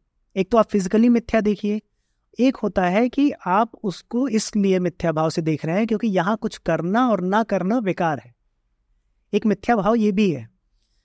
तो जो ये वाला मिथ्या भाव है कि यहाँ कुछ करना या ना करना बेकार है, ये सही है, क्योंकि इससे त्याग भाव उत्पन्न होता है। लेकिन जब आप ये सोचते हैं कि नहीं ये तो इल्यूजन है, और गलत इंटरप्रेट करते हैं माया को, और फिर इस जगत को बोलते हैं कि इस जगत में लगने से मैं परेशान, मतलब बहुत गंदी चीज़ है, मुझे तो स्पिरिचुअल बनना है, तब आप केवल और केवल धोखा करेंगे, झूठ करेंगे, पीठ पीछे बहुत वो सब आप करेंगे जो एक मटेरियलिस्टिक व्यक्ति कर रहा है। लेकिन कम से कम वो सच बोल रहा है, तो वो कम अंधकार में जाता है, आप गहरे अंधकार में। ये सच बात है। हाँ, इसलिए राजा जनक तो थे, उन्होंने बैलेंस किया है। इसलिए वो दोनों को, उन्होंने मटेरियलिस्टिक वर्ड को भी बैलेंस किया है और स्पिरिचुअल वर्ड को भी बैलेंस किया। अन्ना साहब जैसे रमना महर्षि, परमहंस रामकृष्ण, उनकी बात करते तो हाँ, उनने तो सब कुछ त्याग कर दिया था। लेकिन जब अपनी बात हो रही है तो जो आप बोल रहे हो वो बिल्कुल सही है। नहीं, उन्होंने जो सब कुछ त्याग दिया, तो लेकिन वो कभी भी, जैसे वो त्यागना है वो आपके व्यक्तिगत स्तर पर है कि आप त्यागना प्रारंभ, जैसे भगवान बुद्ध थे। भगवान बुद्ध जब इस पाथ पर आगे बढ़ते हैं, घर छोड़ देते हैं, और उनको उस समय की जो फिलॉसफीज थी, जो समय का वैदिक ज्ञान था या जो चल रहा था, उस ज्ञान में उनको सांख्य दर्शन हुआ, योग दर्शन हुआ, ये सब उन्होंने जाना। उसके बाद उन्होंने दुख देखा चारों तरफ, लेकिन उनको सोल्यूशन नहीं मिला, न सांख्य में मिला न योग में मिला, उनको कुछ समझ में नहीं आया। तब उन्होंने कहा मैं क्या कर सकता हूँ, मैं कैसे समझूं ये क्या है, ये दुख क्यों होता है। तो उन्होंने सब कुछ छोड़ना प्रारंभ कर दिया। छोड़ते छोड़ते उन्होंने खाना वाना सब छोड़ दिया, और वो गया में जब पहुंचे थे बोधि वृक्ष के नीचे, तो उनकी जर्जर अवस्था थी। ये व्यक्तिगत स्तर पर होता है कि आप छोड़ेंगे, लेकिन आप किसी से ये नहीं बोलेंगे कि ये जगत मैं देखो छोड़ दिया हूँ, तुम भी छोड़ दो, तुम्हें मैं मोक्ष दिलाऊंगा, इस तरह की बात। ये एक सेल्फ इंक्वायरी है, एक सेल्फ रियलाइजेशन। उन्होंने छोड़ दिया। उसके बाद वहां पर उनको एक महिला खीर खिलाती है, और उसके कुछ दिनों में उनको विजडम मिलती है। तो क्या होता है कि इस जगत में ही विजडम आपको लेनी है, नहीं तो आप सुसाइड कर लीजिए। तो जब इस जगत में ही लेनी है, तो इस जगत की अपनी जो जगत जो ईश्वर ने बनाया, ये भी ईश्वर का अंग है, इसकी भी एक रिस्पेक्ट होनी चाहिए। लेकिन वही आगे बोला जाता है कि तेन तक तेन भुंजिता माँ गृधा कस्य धनम, कि त्याग भाव से, क्योंकि ईश्वर ने जब बनाया है आपको और ये इस पूरे जगत को, तो आपके लिए ही बनाया है। ऐसा नहीं है कि आप उसको एक्सप्लॉइट करने लगो। त्याग भाव से ये जगत आपके लिए ही बना है। घर पे खाना बनता है, आपके लिए ही बना है, आप अपने भाई का नहीं मार लेंगे। तो जब ईश्वर ने सब बनाया है, आपके लिए ही बनाया है, तो उसको त्याग भाव से आपको एंजॉय भी करना है। तो ये उपनिषद कभी आपको ऐसा नहीं कहते कि हार्डकोर आप जगत का ऐसा त्याग करिए कि पीड़ा आप उठाइए। पीड़ा उठाने के लिए नहीं कहते, एम्पावर होने के लिए कहते हैं। आपको शक्ति आनी चाहिए। अगर आपको शक्ति नहीं आ रही है, दुख हो रहा है, तो दुख से ही तो बचना है। उपनिषद और दर्शनों का गोल आपको दुख से बचाना है। तो वो कभी नहीं चाहेंगे कि आप सब कुछ छोड़ के और दुख में पीड़ित हो। सब कुछ छोड़ के अगर आपको एम्पावर फील हो रहा है, आपको अच्छा लग रहा है, तो लिबरेट फील हो रहा है, हाँ, तब बहुत अच्छी बात है। तो ये चीजें भी समझना चाहिए जब ग्रंथों को हम पढ़ते हैं। जी, क्योंकि जैसे आपने बोला, अब ज्ञान योग और भक्ति योग, ये दो मार्ग है। हाँ। इनके बीच में अब आपको पता है कितनी लड़ाई होती है। हाँ, कितने सारे स्कूल्स हैं, मैं नेम नहीं करनी चाहूंगी, लेकिन सबको पता ही होगा। तो जैसे परमहंस रामकृष्ण की अगर हम बात करते हैं, तो वो भी खुद ज्ञान योगी तो थे ही, लेकिन माँ काली के लिए उनका प्रेम, भक्ति योग कितनी थी। इनफैक्ट अगर आप जगत गुरु आदि शंकराचार्य जी की बात करेंगे, वो बहुत ज्ञान योगी दिखते हैं। उन्होंने ज्ञान मार्ग को सबसे ऊपर रखा कर्म और भक्ति से। लेकिन उन्होंने ही शिव स्तोत्रम में कई शिव जी के स्तोत्र लिखे हैं। उन्होंने दक्षिणामूर्ति शिव जी की बात की है। उन्होंने पंच उपासना की बात की है। तो उपासना में भी वो आए। उन्होंने सनातन धर्म को एक साथ लाया। क्योंकि क्या है कि आपको उपनिषद जब आप पढ़ेंगे, विशेषकर प्रश्न उपनिषद या ईश उपनिषद, तो वहाँ पर चर्चाएं की गई हैं कि कर्म अच्छा है, कि ज्ञान अच्छा है, कि भक्ति अच्छी है। तो वहाँ बताया गया है कि ये तीनों मार्ग ऐसे हैं जिनका समन्वय आपको चाहिए। ऐसा नहीं कि आप ज्ञान के मार्ग पे निकल गए तो कर्म कैसे नहीं करेंगे, कर्म तो करना पड़ेगा। और ज्ञान जब आप लेने जाएंगे, तो ईश्वर ने इतना विराट अपना स्वरूप बनाया है कि आप ज्ञान से नहीं पकड़ पाएंगे, आपको सरेंडर करना पड़ेगा। तो वो भक्ति आ जाती है। जब सब कुछ खो जाए, आप देखिए कोई भी बहुत बड़ा फिजिसिस्ट होता है, जब वो बहुत ज़्यादा चीज़ों को समझने का प्रयास करता है, अंत में आकर एक जगह उसको भी रियलाइज होता है कि it is very huge, vast, और उसके बाद वो छोटी मोटी एक्टिविटीज़ में अपना जीवन निकालता है। रिचर्ड फाइनमैन बहुत बड़े क्वांटम फिजिसिस्ट थे। उन्होंने अंत में यही बोला कि मैंने सब कुछ समझा, क्वांटम में मैंने वो किया है जो मतलब एक लीडिंग क्वांटम फिजिसिस्ट करते हैं। अंत में उन्होंने बोला कि मेरा कंक्लूजन ये है कि आप अपनी लाइफ में कोई एक चीज़ चुनो, उसको मजे करते हुए यहाँ से निकल लो। आप गिटार उठाओ, गिटार बजाओ उसको, क्योंकि क्या है कि आप ज्ञान से आप कितना भी कुछ कर लो, gyan is not the end to understand. तो ज्ञान से नहीं समझ सकते, फिर आपको सरेंडर करना पड़ेगा। जैसे भगवान बुद्ध भी ज्ञान समझने निकले, उन्होंने तरह तरह की चीज़ें पढ़ी, उन्होंने हर अपने गुरु को बोला कि नहीं, ये नहीं समझ में आ रहा है, लेकिन at the end of his journey उनको सरेंडर करना पड़ा, एक जगह बैठना पड़ा, तड़पना पड़ा। उस भक्ति में वो कहीं ना उनके अंदर वो भाव उठा, तो वो एनलाइटनमेंट आई है। तो तीनों साथ में चलते हैं, क्योंकि अगर आप ज्ञान में जाएंगे, बाकी दो छोड़ेंगे, तो सिर्फ अहंकार आएगा। जो आप बोले ना लड़ाई होती है, वो ज्ञान मार्ग की अपना अहंकार दिखाएंगे कि हम बहुत जानते हैं। भक्ति मार्ग की जो होते हैं, जो दोनों चीज नहीं जानते, उनमें सुपरस्टिशन ज्यादा रहते हैं, फैनेटिक हो जाते हैं। उनके अंदर फिर वो जो एक माइंडसेट आ जाता है कि मेरे भगवान को जो नहीं मानेगा वो सब बेकार है। तो वो भी, और उसके बाद अगर जो कर्म पे ही रहता है, जो मान लीजिए कि कोई भी कर्म है, चाहे कर्म पहले कर्म कांड होते थे, आज आप अपने कर्म करते हैं, चाहे सोशल सर्विस है, चाहे आप अपना करियर है, तो अगर केवल उसको देखते हैं, जैसे एक आर्मी पर्सन है, उसको जैसा सिखाया गया वो वैसे ही होल लाइफ या कम से कम 15 साल अपनी लाइफ के देता है, लेकिन वहां पर कोई इमोशंस नहीं रह जाते, वो बहुत डिसिप्लिन्ड होते हैं, वो रोबोट हो जाते हैं। तो इसलिए आपको तीनों चीज चाहिए, तीनों भाव चाहिए। आपने एक तो जो स्वामी विवेकानंद भी यही बोलते हैं, हार्मनी होनी चाहिए सारे योगों की। और जैसे आपने आर्मी मैन का भी बात करी, अभी एक हफ्ता पहले मेजर जनरल GD बख्शी आए थे शो में, और उनने मेरे साथ जो पॉडकास्ट किया था वो पूरा उनने बताया था कि उनकी स्पिरिचुअल जर्नी क्या थी। तो पूरे उन्हें उपनिषद पढ़े हुए हैं, सब कुछ ब्रह्म ज्ञान उनको सब पता है। फिर जाके उनने आर्मी ज्वाइन किया और सोशल वर्क किया। तो वो ये जो आप बोल रहे हो कि वो फाउंडेशन बहुत कितना ज़रूरी है, जो रामकृष्ण परमहंस बोलते थे कि जो वेद का भी ज्ञान है। क्योंकि क्या होता है, आप देखिए जो कठोर लकड़ी होती है ना, पट्टे से टूट जाती है, लचीला होना पड़ता है। तो वो क्या है कि अहंकार ऐसा बढ़ता है आपके अंदर कि आपको ऐसा लगने लगता है कि मैं सब जानता हूँ, दूसरे कुछ नहीं जानते। लेकिन सच ये है कि आप जितना ज़्यादा जानेंगे आपको समझ में आएगा कि आप कुछ नहीं जानते हैं। आप जैसे बोलते हैं ना, कोई भी नंबर है वो it is closer to zero than infinity. कितना भी बड़ा नंबर आप सोच लो, क्योंकि जीरो हमें पता है। तो वही चीज़ है, आप कितना भी आगे बढ़ जाओ ज्ञान में, आप बहुत आगे नहीं आओगे, क्योंकि ईश्वर का जो ज्ञान है इस सृष्टि में वो अनंत है।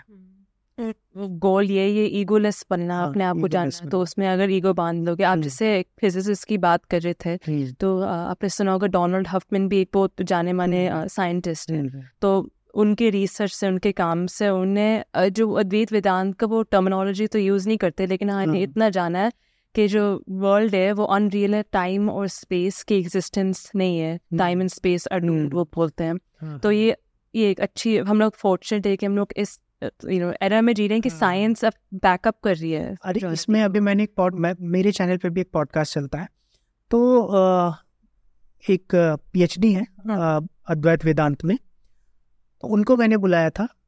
तो मैंने उनसे ये क्वेश्चन पूछा कि बौद्ध धर्म देखिए भारत से निकलकर बहुत जगह गया, तिब्बत, चीन, Japan, Korea, Vietnam, Laos, Sri Lanka, बहुत जगह गया। सनातन धर्म क्यों नहीं गया? सनातन धर्म को क्या ऐसा हो गया कि वो भारत से बाहर क्यों नहीं निकला? अगर हम बहुत ज़्यादा देखते हैं तो हम साउथ ईस्ट एशिया में जो इंडोनेशिया है या यहाँ कहीं हम थोड़ा बहुत देखते हैं, थाईलैंड में, लेकिन वहाँ भी अभी थाईलैंड में बुद्धिज़्म ज़्यादा है। तो उनका आंसर क्या था? बहुत ही डीप आंसर उनका ये था कि धर्म को कहीं जाने की जरूरत नहीं है, धर्म हर जगह है, और धर्म अपना सर उठा लेता है जहाँ पर सत्य होता है, चाहे वो श्रोडिंगर की लैब हो, चाहे आइंस्टाइन का घर हो, जहाँ पे सत्य है, जहाँ पे वो चीज़ें, वो यूनिवर्स का जो पैटर्न है वो धर्म है। और वो ये नहीं देखता है कि मुझे कोई लेके जाए, धर्म मुझ पर नहीं डिपेंडेंट है, मैं धर्म पर डिपेंडेंट हूँ। धर्म मुझसे नहीं चलता, मैं धर्म को नहीं बचा सकता, धर्म मुझे बचाता है। तो धर्म क्या है कि हर जगह, अभी जैसे आपने ये बात की हॉफमैन जी की, भगवत गीता है आप नहीं पढ़िए, जिंदगी भर मत पढ़िए, लेकिन आप जब सक्सेसफुल होते हैं ना, तो जो उसके भाव है भगवत गीता के, आप जब हिंडसाइट में देखेंगे ना कि हाँ यही तो मैंने किया, मैंने नहीं फोकस किया गोल पे, मैंने फोकस किया प्रोसेस पे, मैं इसीलिए सक्सेसफुल हूँ। आपने भगवत गीता नहीं पढ़ी थी, लेकिन फिर भी तो वही तो, आपको पढ़ने, भगवत गीता पढ़ने की जरूरत नहीं है, लेकिन जिंदगी आपको सिखा दी। सच्चाई तो वही है, सच्चाई वही है। हाँ, वही लोकल रियलिज्म है आपका, कि सच्चाई वही है। वो सच्चाई आप पढ़ के उस पर इम्प्लीमेंट करो, या फिर जीवन आपको सिखा दे। और ये भी कर्म के ऊपर डिपेंड होता है कि कब ये कर्म आपको सेट करता जाएगा। वो आपका फोकस डिपेंड करता है कि अगर मुझे ये चीज़ चाहिए तो आप इधर जाएंगे पहले, लेकिन आपका फोकस उस पर, तो फिर इधर आएंगे। तो कर्म आपको सेट करके वहाँ ले जाएगा। लेकिन वही है, जब आप वहाँ पहुँचेंगे तो आपको रियलाइज होगा कि क्या चीज़ आपको वहाँ पहुँचाई है, और उसका क्रक्स निकालेंगे तो आपको भगवत गीता का क्रक्स सेम मिलेगा। तो यही चीज़ है कि जो चीज़ें इटर्नल है, जो चीज़ें सनातन है, वो चीज़ें किसी किताब में, किसी भूमि में, किसी प्लैनेट पे, किसी एक स्टार पे नहीं बांधी जा सकती। सनातन धर्म को आप भारत में नहीं बांध सकते, सनातन धर्म को आप किसी किताब में नहीं बांध सकते। वो क्या है कि वो इटर्नल ट्रुथ है। वो इटर्नल ट्रुथ जब भी उस ट्रुथ की तरफ कोई बढ़ेगा, चाहे वो अफ्रीका में बैठा हुआ कोई व्यक्ति हो, चाहे वो किसी और गैलेक्सी में कोई और सिविलाइजेशन हो, उस ट्रुथ की तरफ बढ़ेगी तो सनातन की ही तरफ बढ़ेगी। ये है, क्योंकि हम ट्रुथ को, इटर्नल ट्रुथ को हम सनातन बोल रहे हैं। हम किसी स्ट्रक्चर्ड या किसी एक फ्रेमवर्क चीज को नहीं बोल रहा है जो हमने इन्वेंट की है, हम उससे हुए हैं। हाँ। तो ये चीज समझनी चाहिए। शो के पहले हम लोग डेविड चार्मर्स की अपने मेंशन भी किया था। हाँ। तो जो उन्होंने कोइन किया term heart problem of consciousness, simple way में एसेंशली यही है कि ठीक है, हम लोग ने ये मान लिया कि जैसे हम लोग अगर कॉफ़ी पीते हैं, जूस पीते हैं, हाँ। तो शायद आप और मैं सेम वो जूस या कॉफ़ी पीएंगे, हम लोग के माइंड में वो जो न्यूरॉन्स है, जो ट्रांसमिशन है, वो जो केमिकल रिएक्शंस है वो होंगी बिकॉज हम लोग ने वो केमिकल सब्सटेंस कंज्यूम किया। लेकिन ये साइंस अभी तक प्रूव नहीं कर पाई, जिसको हार्ट प्रॉब्लम ऑफ कॉन्शियसनेस बोलते हैं, कि क्यों मेरे पास वो सब्जेक्टिव एक्सपीरियंस होता है, वो क्यों होता है, वो एक केमिकल रिएक्शन वो सब्जेक्टिव एक्सपीरियंस को कैसे प्रोड्यूस कर सकता है कि मुझे वो टेस्ट अच्छा लगा, मुझे अच्छा आनंद मिला, या मुझे गंदा लगा टेस्ट, वो उसके बारे में आपको क्या ख्याल है? हाँ, जैसे कि हम पहले तो आपने हार्ट प्रॉब्लम ऑफ कॉन्शियसनेस की बात की, तो इसकी इजी प्रॉब्लम ऑफ कॉन्शियसनेस भी है। तो ये दोनों हैं। अब ये टर्म कॉइन किया है डेविड चार्मर्स ने। डेविड चार्मर्स कॉन्शियसनेस पर अच्छे फिलोसोफर हैं, साइंटिफिक टेम्परामेंट है उनका। डेविड चार्मर्स जब कॉन्शियसनेस को समझाने जाते हैं तो उनका और हमारा भी, दर्शनों का भी ऐसा ही है। वो भले इतने बड़े वो फिलोसोफर है, वो डेफिनेटली उपनिषद दर्शन पढ़े, उनकी एक बुक भी है शायद रियलिटी प्लस करके, तो उसमें उन्होंने अपने दर्शनों की भी बात की है, हिंदू फिलोसफीज की भी। तो कॉन्शियसनेस को समझने का जब वो समझने जाते हैं तो जो खासकर जो उनके अपोनेंट होते हैं, क्योंकि ये कॉन्शियसनेस को बोलते हैं कि हम रिडक्शनिस्ट वे से हम नहीं समझ सकते, हम कॉन्शियसनेस को ब्रेन पैटर्न से नहीं समझ, ब्रेन बेस्ड थ्योरी हम नहीं लगा सकते कि ब्रेन से हमें कॉन्शियसनेस समझ में आ रही है। उसका वो अपना रीजन देते हैं, वो भी हम डिस्कस करेंगे। तो इस पर जो दूसरे होते हैं, जो उनके अपोनेंट हैं, वो बोलते हैं कि हम रिडक्शनिस्ट वे से समझ सकते हैं। न्यूरो साइंटिस्ट सारे पैटर्न बता सकते हैं आपके ब्रेन के, आपके जितने इमोशंस आपके जन्म लेते हैं, जो भी आप कॉन्शियस डिसीजंस लेते हैं, सबके पैटर्न आपके माइंड में हमें दिख सकते हैं। MRI स्कैन, हाँ, MRI स्कैन है, हम fMRI है, वो हम सब कर सकते हैं। लेकिन वो इसको बोलते हैं इजी प्रॉब्लम सॉल्यूशन। आप जिस प्रॉब्लम को सॉल्व कर रहे हैं वो इजी है। इजी मतलब इन द सेंस कि जैसे एक रोबोट है, वो रोबोट कॉम्प्लेक्स, उसके अंदर एल्गोरिदम है और वो n नंबर ऑफ एक्टिविटीज कर सकता है। तो ऑब्जेक्टिव वे से मैं उस रोबोट के पास जाऊं और अगर वो रोबोट मान लीजिए कूदने लगे, मैं उस पर रिसर्च करूं और जब मैं उसके पास जाता हूं वो कूदता है, उसका मैं एक रिसर्च पेपर निकालूं और बताऊं कि इसके अंदर इस सर्किट में ऐसा होता है, जब मैं पास आता हूं इसकी इमेज सेंसिंग जो डिवाइस है वो मुझे सेंस करती है, कोडिंग है और उसके बाद ये ऐसे कूदता है। तो ये ऑब्जेक्टिव वे में उस रोबोट को डिफाइन करना हुआ। पर क्या वो रोबोट कॉन्शियस है? नहीं है ना। तो साइंस क्या प्रॉब्लम सॉल्व कर रहा है? वो बिहेवियरल पैटर्न को बता रहा है। तो जब साइंस, न्यूरो साइंटिस्ट ये बोलता है कि तुम्हें जब डर लगता है तो तुम्हारे दिमाग में ऐसा होता है, तो आप मेरे बिहेवियरल पैटर्न को सॉल्व कर रहे हो कि ऐसा होता है। लेकिन अगर आप ऐसी कोई थ्योरी नहीं बता सकते हो जो ये बता पाए कि विशाल कैसा डरता है, how it is like to be Vishal, how it is like to be Aryan, how it is like to be someone else, तो वो साइंस नहीं बता सकता।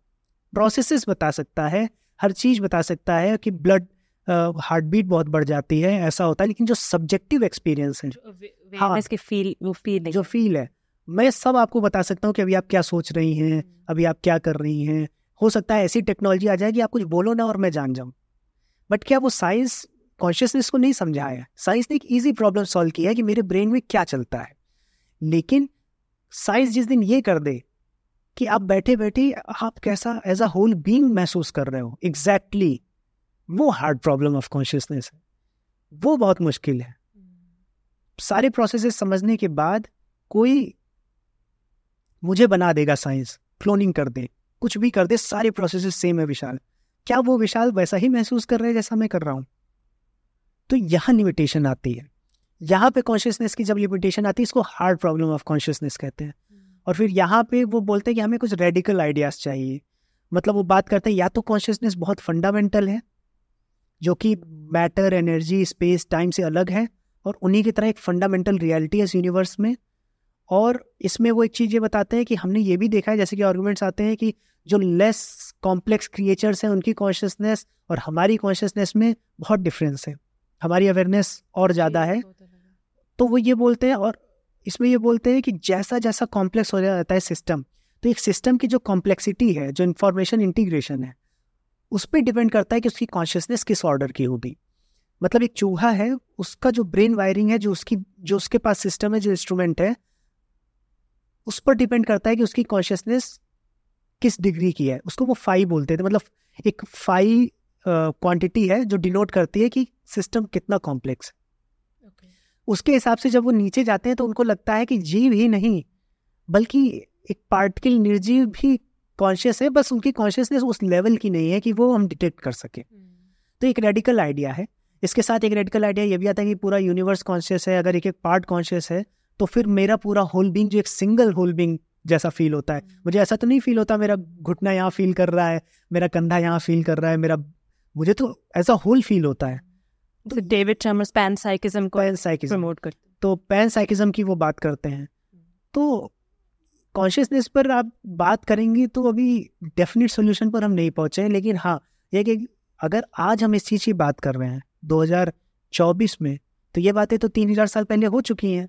आप चाहे सांख्य पढ़ो चाहे द्वैत पढ़ो, सांख्य में तो आपको कॉन्शियसनेस को तो रखा ही नहीं गया है माइंड, बॉडी और जड़ में। तो डेकार्ट का सोल्यूशन तो सांख्य दर्शन में पहले ही है। तो उन बातों को आज डिस्कस भी हम कर रहे हैं as a philosopher. It means कि अभी हम उसमें नहीं आगे बढ़े हैं। साइंस एक प्रॉमिसरी नोट देता है जो ये हार्ड प्रॉब्लम ऑफ कॉन्शियसनेस का है कि हम लोग 30 साल 40 साल बाद जॉब देंगे। जो ये बोल रहे कि ये सब तो जॉब मिले हुए हैं, अब आपको यकीन नहीं करना वो आपका खुद वही है। नहीं, ये वो भी समझते हैं कि क्या बात हो रही है यहाँ पर, बिहेवियर पैटर्न्स की बात हो रही है। कॉन्शियसनेस अपने आप में अगर कोई बिल्कुल ही हेड स्ट्रॉन्ग हो जाए कि नहीं एकदम रिडक्शनिस्ट में, तो बहुत अच्छी बात है। हमको इससे क्या घाटा है जी। अगर साइंस हम कर लेते हैं तो साइंस तो ऐसा नहीं कि कोई एक डिफरेंट कम्युनिटी है जो जीत गई और हम हार गए। ये तो हम सबका फायदा है। तो जिसको जिसमें भरोसा है उसमें काम करे। तो इसमें यही है कि अगर हम कोई थ्योरी देते हैं तो हम उस पर काम करें। अगर हम मानते हैं कि एक फंडामेंटल कोई चीज़ है कॉन्शियसनेस, अगर हम मानते हैं कि कर्म सिद्धांत होते हैं, अगर हम मानते हैं कि पुनर्जन्म होता है, तो हमें इस पर एक कॉन्शियस होकर इसको रियलाइज करने का या इसका ट्रुथ जानने का एक अपना टेक्निक है। हाँ, एक टेक लेना चाहिए करना। वो डेविड चार्मर्स कर भी रहे हैं। वो अपना अच्छा रिसर्च कर रहे हैं और इसमें और भी लोगों को जुड़ना चाहिए और एक अच्छी थ्योरी आनी चाहिए इस पर, क्योंकि कॉन्शियसनेस अभी भी मुझे लग रहा है यूनिवर्स की सबसे बड़ी मिस्ट्री है, क्योंकि यूनिवर्स भी हमारी कॉन्शियसनेस पर ही टिका हुआ है। इनफैक्ट अगर आप हमारे दर्शनों में देखेंगे तो it is just opposite. Science में क्या होता है, यूनिवर्स है, हम पैदा हुए। दर्शनों में क्या है, हम पैदा हुए तो यूनिवर्स हुआ। सांख्य दर्शन में आप देखेंगे तो सांख्य दर्शन में बताया जाता है पहले कॉस्मिक इंटेलिजेंस आई, महत, अहंकार आया, अहंकार के बाद उससे बनी इंद्रिया। अभी देखिए, अभी मैटर नहीं बना है लेकिन इंद्रिया बन गई। हमारी इंद्रिया तो मैटर की ही है ना, लेकिन वो इंद्रिया बनने का मतलब ये कि उनका ब्लूप्रिंट बन गया, पोटेंशियल एब्स्ट्रैक्ट फॉर्म्स बन गई। अब जब उससे तन्मात्रा बनी अहंकार से, और तन्मात्रा से पंच महाभूत बने यानी मैटर बना, तो ये जो ब्लूप्रिंट्स थे, ये ब्लूप्रिंट से फिर वो इंद्रिया और इंद्रियों के विषय बने, यानी हम पहले बन गए थे। तो सांख्य दर्शन ऐसा मानता है कि चूंकि हमें देखना है इसलिए दृश्य है, हमें सुनना है इसलिए ध्वनि है। साइंस में ऐसा है कि ध्वनि मतलब वर्ड है, इवॉल्व हुआ है, उसमें हम इवॉल्व हुए हैं। तो फिलोसफिकली ऐसा है। तो अब इसमें अभी तो साइंटिफिक टेम्परामेंट है और ये हमें एवोल्यूशन जो हुआ है हमारा, ये हमें दिखता है कि हाँ इस तरह से हम आए हैं। लेकिन अगर हम मेटाफिजिक्स में जाते हैं, फिलॉसफी की बात करते हैं, तो ऐसे भी थॉट प्रोसेसेस है जहाँ पर हम पहले आए हैं और यूनिवर्स बाद में। हमारे ऑब्जर्वेशन पे यूनिवर्स डिपेंडेंट है। और इनफैक्ट क्वांटम फिजिक्स में ये प्रूव भी हो रहा है कि हम यहाँ पर एज अ ऑब्जर्वर नहीं हैं, हम यहाँ पर पार्टिसिपेंट्स हैं। यूनिवर्स में हम पार्टिसिपेंट हैं, हम जो करते हैं उससे यूनिवर्स अफेक्ट होता है। हमारे पार्टिसिपेशन से चीज़ें होती हैं। अगर हमारी ऑब्जर्वेशन या हमारी कॉन्शियसनेस ना हो तो कुछ नहीं होगा।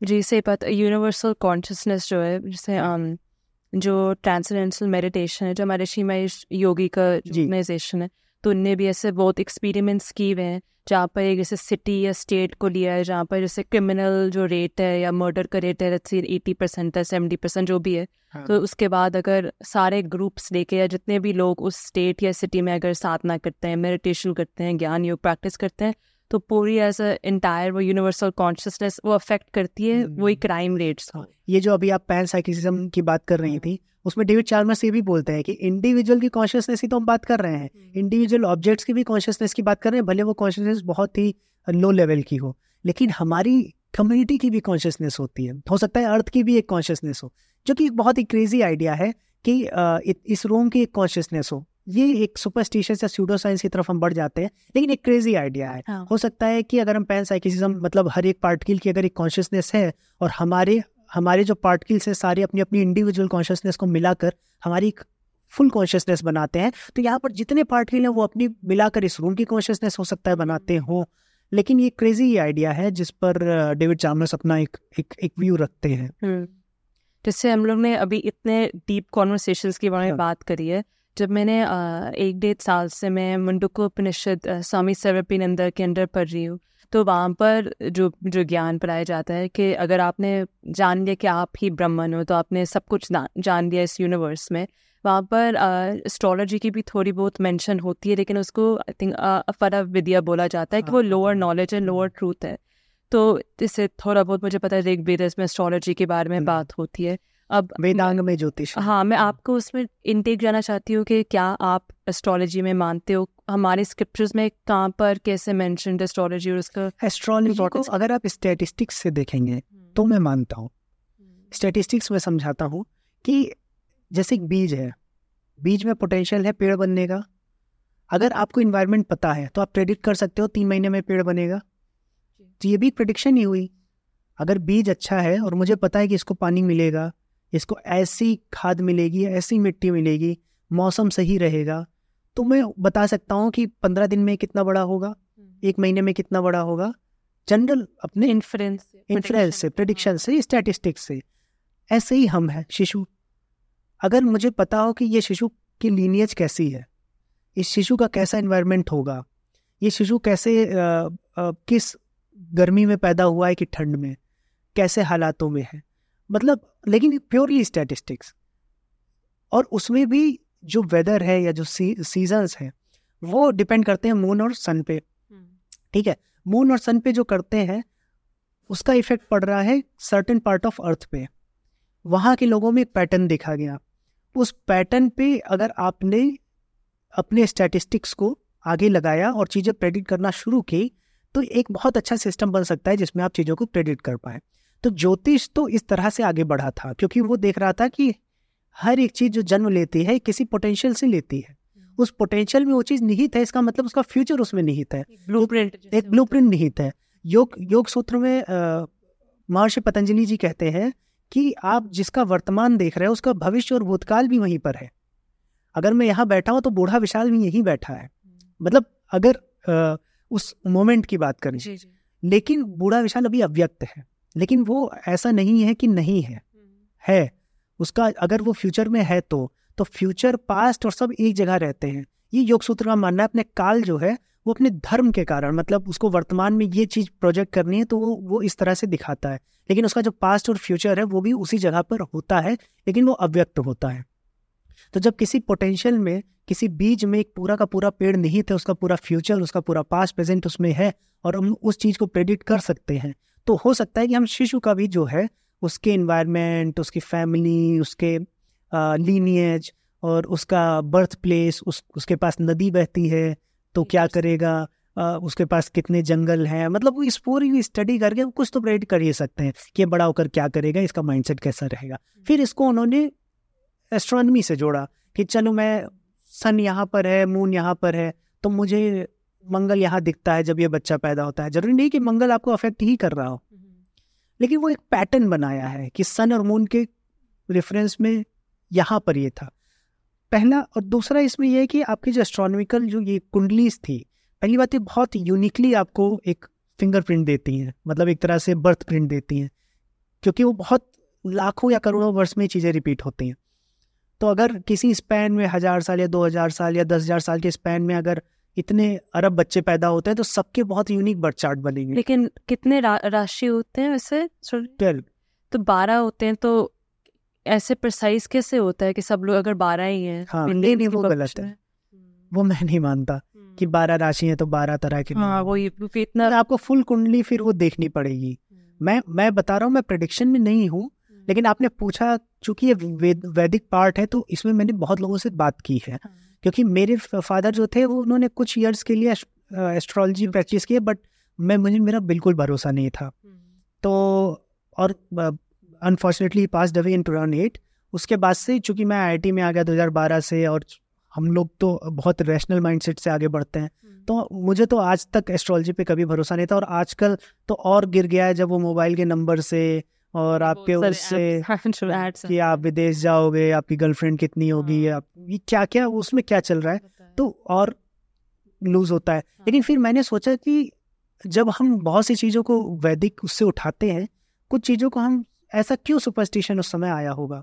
तो मैंने बहुत से वैदिक एस्ट्रोलॉजर जो सच में स्कॉलर्स हैं उनसे बात की है, तो वो ये बताते हैं कि इस प्रकार से स्टैटिस्टिकली अगर आप देखोगे तो कुछ चीज़ें प्रेडिक्ट की जा सकती है, क्योंकि कॉज एंड इफेक्ट एक इम्पॉर्टेंट नियम माना गया है हमारी सृष्टि में। तो कुछ कारण से एक बच्चा आया है, हम उसके अगर और चीज़ें प्रेडिक्ट कर लें कि किस तरह के स्कूल जाएगा या उसकी इकॉनमी कैसी उस गांव की, तो बहुत सी चीज़ें हम प्रेडिक्ट कर सकते हैं। लेकिन अब इसमें बहुत शोध की मुझे ज़रूरत है, मैं बहुत डेफिनेट आंसर आपको इसमें नहीं दे पाऊँगा।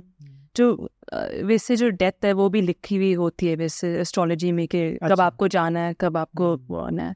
जैसे हम लोग डेथ की शुरुआत में बात कर रहे थे, ये सारा कॉन्सेप्ट मैंने अपने लास्ट पॉडकास्ट में भी थोड़ा सा डिस्कस किया था कि जैसे हम लोग मरते हैं, मतलब जो बॉडी मरती है, तो उस सेकंड जैसे वो उसके बाद प्रोसेस क्या होता है, मतलब क्या होता है कि इंस्टेंटली क्या आपके जो आत्मा है वो अलग बॉडी लेती है कहीं और सिटी में, स्टेट में, कंट्री में, या आप जैसे आई नो द्वैत वेदांत में लोकस का जो सिस्टम होता है, बोलते हैं कि 14 लोकस हैं, डिपेंडिंग ऑन कि आपने क्या चीज़ें करी हैं अकॉर्डिंगली आप वहाँ पर जाओगे। ये क्या होता है, इंस्टेंट आपको रीबर्थ मिलती है, या आप हिंदुइज्म में ये भी बोला जाता है कि भटकती आत्मा भूत ये टाइम का स्टे रहता है। हाँ, इंस्टेंट का तो जैसे अभी कुछ यूनिवर्सिटी में रिसर्च भी हुई है, जो कि 2000-3000 केसेस पे रिसर्च किया है, और लेकिन उसमें भी क्या है कि वो रिसर्च कितनी सही है कितनी नहीं, उसमें नहीं जाएंगे। मैं आपको जो सनातन का पर्सपेक्टिव है वही बताऊंगा। इसमें 2-3 चीज़ें। सबसे पहले तो प्रश्न उपनिषद में आपको बताया गया है प्राणों के बारे में। 5 प्राण होते हैं आपके, प्राण, समान, उदान, व्यान और अपान। 5 प्राण होते हैं। इनमें से जो उदान है वो प्राण आपकी डेथ के लिए माना गया है। प्राण जो है, जैसे कि मैंने आपको समझाया था शायद अभी, कि जब शरीर और आत्मा पास आते हैं तो प्राण की रिफ्लेक्शन बनती है, और वो दोनों जब तक साथ रहते हैं शरीर में प्राण बना रहता है। शैडो जैसे। हाँ, बिना प्राण के तुरंत अलग हो जाएंगे, मतलब अलग होते ही प्राण चला जाएगा। तो प्राण क्या है, ऐसा माना गया है कि प्राण आपके इसके ऊपर रहता है, उसको किंग माना गया है कि इसके ऊपर है।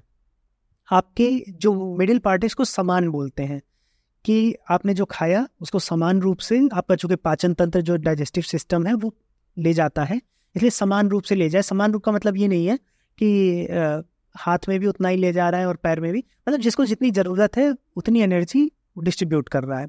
अपान आपकी वो जितनी क्रियाएं जो ग्रेविटी के थ्रू होती हैं, जैसे आप मलमूत्र त्याग करते हैं या और भी चीज़ें करते हैं जो आपकी बॉडी से निकलता है और उस पर ग्रेविटी का असर होता है। और लिटरल मैं बता रहा हूँ, ये ग्रेविटी वर्ड जो है ये शंकराचार्य ने यूज़ किया है।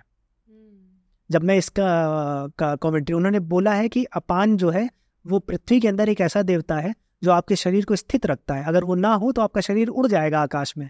वो ग्रेविटी की बात करते हैं, तो ये अपान प्राण उस मतलब जो है उस ग्रेविटी से नियंत्रित होता है। फिर उसके बाद व्यान प्राण है, जो आपका पूरा नर्वस सिस्टम है, उसको बोलते हैं, जो पूरी इंफॉर्मेशन एक जगह से दूसरी जगह ले जा रहा है। एक अंतिम बचता है उदान प्राण। उदान आया है उत धातु से, मतलब उठना, जैसे उत्तिष्ठ है तो हम उठता। तो उदान प्राण ये बताया गया है कि एक सुषुम्ना नाड़ी होती है जो ऊपर की ओर जाती है और जब आपकी मृत्यु होती है, जब ये शरीर और आत्मा अलग होते हैं, तो उसी से आत्मा मतलब प्राण निकल जाता है, उदान प्राण निकल जाता है और आत्मा अलग हो जाती है। तो अगर आप ये मुझसे पूछ रहे हैं कि डेथ के समय इंस्टेंट क्या होता है, तो ग्रंथों के अनुसार और विशेषकर मैं उपनिषदों पर श्रद्धा रखता हूँ, तो उपनिषदों के अनुसार आपकी सुषुम्ना नाड़ी से प्राण निकल जाता है और आत्मा जो आपका सूक्ष्म शरीर है वो स्थूल शरीर से अलग हो जाता है। ये रही एक बात जो इंस्टेंट होता है जी। इसमें बहुत से लोग एनडीज का देते हैं कि जो नियर डेथ एक्सपीरियंस है कि हमें मेमोरीज आती हैं, ये आता है, तो वो हो सकता है कि वो जो कर्म संस्कार भी अटैच्ड रहते हैं, वो कर्म संस्कार जैसे ही आप अलग होते हैं वो कर्म संस्कार आपके सामने आते हैं कि नेक्स्ट शरीर में चूंकि आपने ये किया है तो अब नया देह या फिर नया जो एक मीडियम चाहिए उस सेल्फ को फिर से यूनिवर्स को जीने के लिए, वो कैसा मिलेगा। तो एक ये पॉसिबिलिटी है कि आपका जैसे ही प्राण निकल गया तो उसके बाद आपकी आत्मा ने या सूक्ष्म शरीर ने वो सब देखा, वो सब संचित किया जो आपने इस जीवन में किया है, उसके हिसाब से आपको नया जीवन मिलेगा। अब यहाँ पर जो ये बात आती है कि कितनी देर का स्टे है, तो इसमें उपनिषद कई जगह पर ये भी बोलते हैं कि आप उत्तरायण और दक्षिणायन 2 मार्ग होते हैं। उत्तरायण के मार्ग पर जो जाता है उसको तो मोक्ष मिल जाता है, उसको पुनः शरीर में नहीं आना पड़ता है, लेकिन जो दक्षिणायन के मार्ग पर जाता है फिर उसको पाप और पुण्य के अनुसार यानी कर्म संस्कार के अनुसार वापस नया शरीर मिलता है। फिर उसमें एक और उपनिषद है, उसमें ये बताया गया है कि जब वो वापस आता है तो आकाश के मार्ग से वापस आता है। आकाश के मार्ग से वापस आने में वायु में मिश्रित होता है, फिर जल में परिणित होता है, मतलब जो पंच तत्व है, जल से बरस कर वो धरती पर आता है और धरती की मिट्टी में वो मिलकर फिर जब वो तरह तरह के पेड़ पौधे बनता है तो उसको कोई जीव खाता है, वो जीव जब किसी से प्रजनन करता है तो फिर वो उसके बच्चे के रूप में जन्म लेता है। ये उपनिषदों में बताया गया है। तो ये पूरा प्रोसेस है डेथ से पुनर्जन्म का। अब ये बारिश होने में और ये क्या है और इसमें कितना समय लगता है, टाइम का ये पूरा टाइम का वो है। ये मतलब उपनिषद में बताया गया कितना इसको इस पर कितना आप और श्रद्धा भाव से या फिर कितना इस पर और तार्किक रूप से सोचे, क्योंकि अल्टीमेटली हमारी बॉडी भी हम जो खाते हैं वही है जी, और हमारे जो जो हमारी क्रिएटिव फोर्सेस भी हैं जिनसे नए बच्चे उत्पन्न होंगे वो भी हमने यहीं से कलेक्ट किया है, जो भी हमने खाया पिया है। तो जब उपनिषद इतना जोड़ते हैं तार्किक रूप से कि जो आपने खाया है उसमें आकर वो आपका जो जीवात्मा है वो जो जन्म लेती है और उसको जब कोई जीव खाता है और मान लिया कि उस जीव को और कोई जीव खा ले, ऐसे भी तो है कि सब शाकाहारी तो नहीं है, तो शेर ने खा लिया तो शेर को उससे पुष्टि मिलेगी, शेर के अंदर उससे वो बनेगा सीमेन या जो भी, तो फिर वो उससे बनेगा। ये मतलब उपनिषद में ये एक प्रक्रिया बताई गई है जब हम 84 लाख योनियों की बात करते हैं। उपनिषद में क्या मल्टीवर्स या टाइम ट्रैवल एलियंस का कहीं मेंशन है? नहीं, उपनिषद मल्टीवर्स आप इन्फर कर सकते हैं, लेकिन इस तरह से कथाएं नहीं है। उसमें कुछ कथाओं के माध्यम से चीजें बताई जाती हैं, लेकिन वो कथाएं बहुत ही शुष्क रहती हैं, ऐसी बहुत फैंटास्टिकल स्टोरीज आपको नहीं लिखी। जैसे नचिकेता जी की कथा है तो उसमें वो एक सीधा बताया कि मेरे पिता एक बूढ़ी गाय को दान में दे रहे हैं, तो मैं उनसे प्रश्न करता हूँ कि क्या फायदा है इसका, फिर मैं यमराज से प्रश्न करता हूँ। तो इस तरह की कथाएं मिलेंगी। लेकिन हाँ, जो जब आप उसको इन्फर करते हैं, जब पूरे नॉलेज को समझते हैं, तब आप कहीं ना कहीं जो, इसलिए मैं कहता हूँ कि जब दोनों तरफ की नॉलेज होती है तो आप बेटर देख पाते हैं। कभी कभी लोग बोलते हैं कि आप जबरदस्ती मिक्स कर दे रहे हैं साइंस को, जैसे साइंस और स्पिरिचुअलिटी। हाँ, बहुत से लोग बोलते हैं स्पिरिचुअलिटी में साइंस को लाना ही नहीं है। बहुत से जो साइंस के लोग हैं वो बोलते हैं कि हमने किया है, तुम अपने में मिक्स कर ले रहे हो। बट एक्चुअल में जो लोग हैं, जो आज से हमारे पहले की जनरेशन्स हैं, जिन्होंने शब्द प्रमाण माना है, यानी कि उपनिषद ने कहा है तो सही होगा, जिन्होंने फेथ पे लिया है, वो और हम में एक डिफरेंस ये है कि हम आज बैठकर वेरीफाई कर सकते हैं, बैठकर आज हम उस पर चिंतन कर सकते हैं। क्यों? क्योंकि हमारे पास साइंस की बैकिंग है, हमारे पास साइंटिफिक टेम्परामेंट है। हमें जरूरी नहीं कि उस पर हमें फेथ पर ही लेना है, लेकिन अगर वो प्रोसेस बताया गया है तो आप उस पर चिंतन कर सकते हैं, तर्क रख सकते हैं, उसको खंडित भी कर सकते हैं, उसको सिद्ध भी कर सकते हैं। तो ये है जो लास्ट टॉपिक है जो मैं डिस्कस करना चाहूँगी, वो ये कि आपने एक वीडियो की थी जहाँ पर आपने एक जो मिसकंसेप्शन है वो क्लियर किया था कि स्पेसिफिकली फॉर फीमेल्स और जो वुमेन है, अगर वो अपने मेंस्ट्रुअल साइकिल में होते हैं, क्या उनके लिए टेम्पल्स जाना, वर्शिप करना, रिचुअल्स करना, क्या वो सही है, गलत है? उपनिषद में या हमारे स्क्रिप्चर्स में इसके बारे में क्या बताया जाता है? ये एक्चुअली पार्ट है आपका आयुर्वेद का। ओके क्योंकि जो आपका मेंस्ट्रुएशन साइकिल है, मेंस्ट्रुअल साइकिल है, वो उसमें आयुर्वेद में एक है रजस्वला परिचर्या। रजस्वला उस स्त्री को कहते हैं जो पीरियड्स पे है। रजस्वला क्यों कहते हैं? क्योंकि उसका रज बढ़ा हुआ है। और उसमें आयुर्वेद की दृष्टि से बोलते हैं कि पित्त बढ़ा हुआ है। पित्त मतलब हीट, बॉडी हीट बढ़ जाती है, थोड़ी यूजुअल से ज्यादा होती है। वो आप बता पाओगे बेटर, मुझे इतना मैं बोला जाता है ऑफ कोर्स। तो बॉडी हीट बढ़ जाती है। अब इसमें क्या है, वो ये बोलते हैं कि जो नेचुरल प्रोसेस है फीमेल बॉडी का, वो नेचुरल प्रोसेस ऐसा कोई काम नहीं करना चाहिए, वो ऑब्स्टेकल आए। जब बॉडी, जैसे हम बुखार होता है हमें, तो एक इंटरनल इम्यून सिस्टम है ना हमारा टेम्परेचर बढ़ाता है जिससे कि उससे लड़ पाए जो बाहरी चीजें आई हैं। हम क्या करते हैं, हम पैरासीटामोल लेके तुरंत सप्रेस करते हैं क्योंकि हमें नहीं चाहिए ना बुखार, लेकिन बुखार तो एक फाइटिंग मैकेनिज्म है। तो ऐसे ही बॉडी में कुछ फाइटिंग मैकेनिज्म्स हैं जो इनबिल्ट हैं। तो पीरियड के समय में कुछ चेंजेस आते हैं फीमेल बॉडी में, हार्मोनल चेंजेस आते हैं, बॉडी हीट बढ़ती है, तो वो डिस्टर्ब ना हो, उसको डिस्टर्ब करने से बहुत दिक्कत होती है। तो उसमें ये बोला गया कि जब आपकी बॉडी हीट बढ़ी है तो आप ऐसा कोई भी काम ना करें जो हीट को घटाए। तो आप बहुत एक्सेसिव नहाएं नहीं, या फिर आप मेहंदी ना लगाएं, या फिर आप ऐसे कोई काम ना करें जो आपकी बॉडी हीट को अननेसेसरी घटा रहा है। अब जब आप नहाएंगे नहीं तो आप क्या मंदिर जाएंगे? नहीं। लेकिन वहां पर ये नहीं बोला गया आप अपने रूम में पूजा नहीं कर सकते। वहां पर ये बोला गया है कि ये ही करना है, क्योंकि अगर आप चिंतन करेंगे, एकाग्र होंगे, मेंटली आप फ्री रहेंगे तो आपकी बॉडी के लिए अच्छा है मेंटली क्लीन रहने। इसलिए आप भगवान का नाम ले सकते हैं। लेकिन हमारे कल्चर में हमेशा रहा है कि हम बिना नहाए धोए मंदिर नहीं जाते, है ना, प्यूरिफाई करते हैं अपने आप को। और फिर हम ऐसी स्टेज में महिलाएं हैं जहाँ पर उनको सेल्फ केयर करना है। तो और ऐसी स्थिति में ये नहीं बोला गया कि आप मत जाओ, लेकिन ये अंडरस्टूड है कि जब मैं नहाया नहीं हूँ तो मैं नहीं जाऊंगा। दूसरा, उसमें और भी ऐसी चीजें हैं कि जो बेटर आयुर्वेद समझता है उसके हिसाब से प्रिस्क्रिप्शन है, लेकिन कभी भी पूजा के लिए नहीं मना है। आप अपने जगह पर बैठकर आप अच्छे से चिंतन करें, मनन करें, भगवान का नाम लें, इसके लिए कहीं मना नहीं। इनफैक्ट इसको प्रिस्क्राइब किया गया है कि आप ये करें। तो जो ये बोला जाता है कि मंदिर नहीं जाना है, तो वो इसके पीछे का कॉन्टेक्स्ट नहीं समझते कि नहाना नहीं। और जब आप नहाएंगे नहीं और उस समय आपको ब्लड आ रहा है, बहुत सी चीजें हो रही हैं, वीकनेस है, तो फिर इसलिए बोला जाता है कि आप फिर मंदिर मत जाए। और पहले तो बाहर मंदिर होते, मतलब पहले तो मोस्टली बाहर ही मंदिर होते थे, घर में मंदिरों का नहीं था।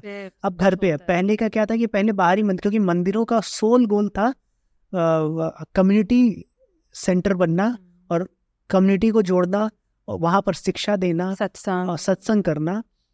अब क्या है कि अब लोग अपने घरों में मंदिर बना के एक्सक्लूड हो गए हैं। अब मंदिरों का, आपके पास के मंदिर की कोई वैल्यू नहीं है। तो पहले मंदिरों के गोल्स डिफरेंट थे।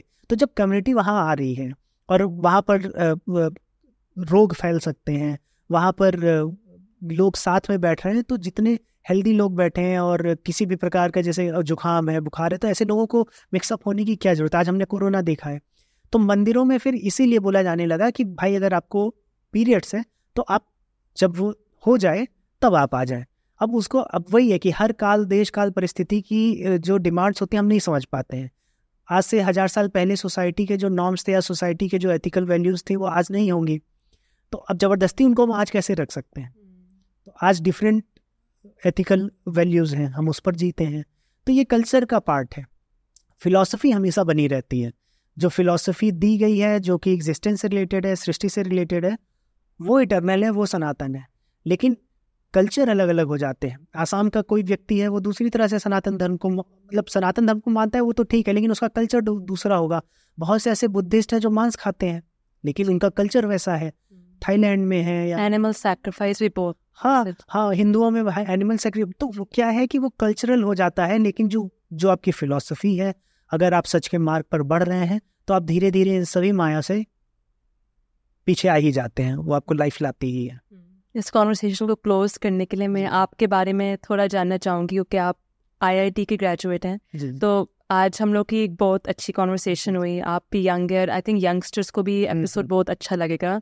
तो मेरा जो पर्सनल एक्सपीरियंस है, तो I was born and brought up US में। और हाँ, और यहाँ पर I mean mom dad Delhi से थे बट इमिग्रेंट्स थे। तो मैं वहाँ पर I was born and brought up. वहाँ पर मॉम ने ऑफ कोर्स हिंदी, और इससे ज़्यादा हिंदी भी बहुत अच्छा है। मुझे लग रहा है कि आप हिंदी बोल लेते हो। हाँ, वहाँ पर इंडियन अमेरिकन सब तो बोल भी बात ये नहीं कि आप हिंदी बोल लेते हो, बात है कि आप मल्टीलिंगुअल पर्सनैलिटी बहुत अच्छी चीज़ है ना। मैं खुद सोचूंगा कि भाई मुझे 5 लैंग्वेजेस आए, मैं 5 कम्युनिटीज से जुड़ सकता हूँ, और हिंदी रूट्स को अपना फाउंडेशन में बहुत ज़रूरी है। तो मैं जब मैं कॉलेज में एक्सेप्ट हुई थी, वहाँ पर कॉलेज है यूनिवर्सिटी ऑफ सदर्न कैलिफोर्निया, तो बहुत अच्छा वहाँ पर यूनिवर्सिटी है और वहाँ की फ़ीस भी बहुत हाई होती, तो मुझे 2.5 करोड़ का वहाँ स्कॉलरशिप मिली थी, पूरा जैसे फुल राइड होती है। तो मैं वहाँ पर जा रही थी ना, तो अब 6 महीने के लिए वहाँ पर मैं थी। वहाँ पर I was studying with Shahrukh Khan का जो सन है वो मेरा क्लासमेट था। वहाँ पर जो मैंने देखा, वहाँ पर जो ड्रग्स कल्चर है, स्मोकिंग का कल्चर है, सुसाइड्स की, वहाँ पर सामने सुसाइड्स हो रहे हैं स्टूडेंट्स के क्योंकि इतने डिप्रेशन में जा रहे हैं वो। वहाँ पर जैसे एक सबसे फेमस फिल्म स्कूल है उस यूनिवर्सिटी में, तो लोग अपने फेलियर्स को एक्सेप्ट नहीं कर सकते थे, स्ट्रेस की वजह से सुसाइड्स हो रहे थे। तो मेरी जो मॉम है, जब उनको ये पता चला, नेचुरली एज अ मदर उनको यही लगा कि मेरा जो फ्यूचर है, मेंटल हेल्थ इसके ऊपर डिपेंडेंट है। तो उनने खुद जो 2.5 करोड़ से उसकी स्कॉलरशिप उनने मना कर दी कि कोई बात नहीं, मत करो। मुझे यहाँ पे इंडिया बुलाया और यहाँ पर मैंने फिर कॉन्शियसनेस स्टडीज़ के ऊपर ग्रेजुएशन की मारिशी यूनिवर्सिटी से। तो जो भी हम लोग ने अभी डिस्कस किया वहाँ पर यही चीज़ें मुझे सीखने को मिली। और मेरे जो ब्रदर हैं जिनसे आपकी ऑल्सो बात हुई, वो भी NYU के ग्रेजुएट हैं और सेम काइंड ऑफ सिनेरियो, वो शाहरुख खान की बेटी के साथ स्टडी कर रहे थे। अगेन उनको वहाँ पर बहुत जो चीज़ें दिखी, हम लोग को यही रियलाइज हुआ अराउंड सेम टाइम में कि वहाँ पर खुशी नहीं है जो हम लोग को दिख रहा है, चाहे वो ग्लैमर के वर्ल्ड में हो, चाहे वो so called sense pleasures, drugs, alcohol, यहाँ पर खुशी है नहीं। खुशी तो यही सच जानने में जो आज हम लोग की डिस्कशन हुई। खुशी, जैसे आपने बताया ना, खुशी सुख पे 2-3 चीजें जो मुझे रियलाइज हुई है। सुख, पहली बात तो कोई एक नई चीज नहीं है, ये दुख का ना होना ही है, ये जो मुझे मेरे आचार्य बताते हैं। ऐसा नहीं कि सुख कहीं रखा है आप उसको ले आओगे, आपके पास कोई दुख है वो हट जाए वही सुख है। अभी आप अच्छे खासे बैठे हो, आपको बुखार हो जाए तो आप ये कहोगे बुखार चला जाए कि मैं सुखी हो जाऊं, जबकि आप अभी नहीं सुखी महसूस करोगी, लेकिन बुखार जाने पर आपको सुख लगेगा। तो दुख का जाना ही सुख हो जाता है। और सुख के लिए अगर आप एक्स्ट्रा एफर्ट्स मारते हो और ऐसा कुछ करते हो कि जहाँ पर आपको काइंड ऑफ फेक सुख मिलने लगता है, आपको लगता है कि हाँ मैं सोसाइटी की नज़र में मुझे सुखी होना चाहिए क्योंकि मेरे पास इतनी चीज़ें हैं, तो क्या है कि आपने कुछ ना कुछ ऐसा जरूर किया होगा जो राइट नहीं है, तभी आपको ऐसा लग रहा है। जो राइट करके ऊपर गया है वो उसको भी सुख, मतलब वो भी नॉर्मल रह सकता है। लेकिन कभी कभी क्या होता है, हम बहुत सी ऐसी एनर्जीज लेकर ऊपर जाते हैं जो सस्टेन नहीं कर पाते हैं, और फेक, जैसे ही आप एक लेवल ऊपर जाएंगे फेक चीज़ें शुरू हो जाएंगी। आपको ज़्यादा चीज़ें चाहिए, आपके और ऐसा भी होता है कि आप नीचे से ऊपर जा रहे हो तो फिर आपका कंपैरिजन ऊपर ही होगा। और ऐसा तो नहीं आप नीचे, आज आप सोच रहे थे कि अब जैसे मैं कभी सोचूं कि मैं यहाँ पहुँच जाऊँगा तो मैं खुशी से मर सकता हूँ, बट वहाँ पहुँचते ही मुझे नेक्स्ट लेवल चाहिए। तो ये है, तो सुख में तो एक ये चीज़ है कि सुख कुछ नहीं है, सुख दुख का ना होना है। तो हमेशा गोल ये होना चाहिए कि दुख कैसे कम हो, ये गोल नहीं होना चाहिए कि मैं सुख कैसे पाऊँ। और आपका जो जर्नी IIT से कैसे शुरुआत हुई, क्या एक इंसिडेंट था जो आपको इंटरेस्टेड इस सनातन धर्म में, उपनिषद आपने कितने पढ़े, तो या सडन था, क्या हुआ ऐसे? IIT में तो एक तरह से मेरी मजबूरी थी, क्योंकि मैं हमेशा से बुक लवर था और क्रिएटिविटी बहुत पसंद थी, चाहे आर्ट्स हो, चाहे जैसे आपके भाई एक्टर हैं तो मुझे मूवी मेकिंग हो गया, क्रिएटिव प्रोजेक्ट्स हो गए वो करना। मैं फिक्शन स्टोरीज लिखता था, तो एट द एज ऑफ 15 मैंने 2-3 स्टोरीज, बुक्स, ये सब कर रखा था। बट सडनली उसी समय मेरे ही पास डबे, मतलब मेरे फादर का डिमाइस हो गया और घर में कुछ भी नहीं था। मतलब हम 2-3 भाई बहन थे, मेरे भाई को पढ़ाई छोड़नी पड़ी, he was in 12th grade, उन्होंने 12th छोड़ा, और मेरी मदर को काम करना पड़ा, तो मजदूरी। तो उसमें क्या हुआ, मेरे पास कुछ ऑप्शन नहीं, और मैं थोड़ा सा तेज था, मेरे अच्छे मार्क्स आ रहे थे, तो मेरे पास ऑप्शन नहीं था। तो मैंने उस समय फिर पॉलीटेक्निक कर ली। तो पॉलीटेक्निक मुझे लग रहा था बहुत बड़ी चीज़ है। मेरा पॉलीटेक्निक के लिए मेरा कोई ऐसा नेगेटिव वो नहीं है, बट मेरे स्तर पर मुझसे लोग और एक्सपेक्ट करते थे। तो मेरे जो टीचर्स मुझसे मिले उन्होंने बोला कि उस समय मैं 12th में यूपी में मैं मेरिट में था, तो I was among top 20 students UP में 12th में। तो मेरे टीचर जब मुझसे मिले गए, तुम मेरिट में हो, तुम्हारे 90% बोर्ड्स में है, 99 मैथ्स में है, तुम पॉलिटेक्निक कर रहे हो, तो मैं बोला ये बेस्ट है ना, इससे अच्छा मैं क्या करूं। तब उन्होंने मुझे आईआईटी के बारे में बताया, जबकि आईआईटी के उसमें 2 अटेम्प्ट होते थे, मेरा 1 अटेम्प्ट चला गया था, मतलब मैंने दिया ही नहीं था। तो फिर मुझे लगा कि अब आईआईटी कैसे निकलेगी, तो उन्होंने बताया कि आपको कोचिंग करनी होगी, कोटा जाना होगा या कानपुर काका देव जाना होगा। तो मैंने बोला कि मेरे पास पैसे नहीं है। तो उन्होंने बोला कि चलो मैं कुछ बुक्स दे दूंगा।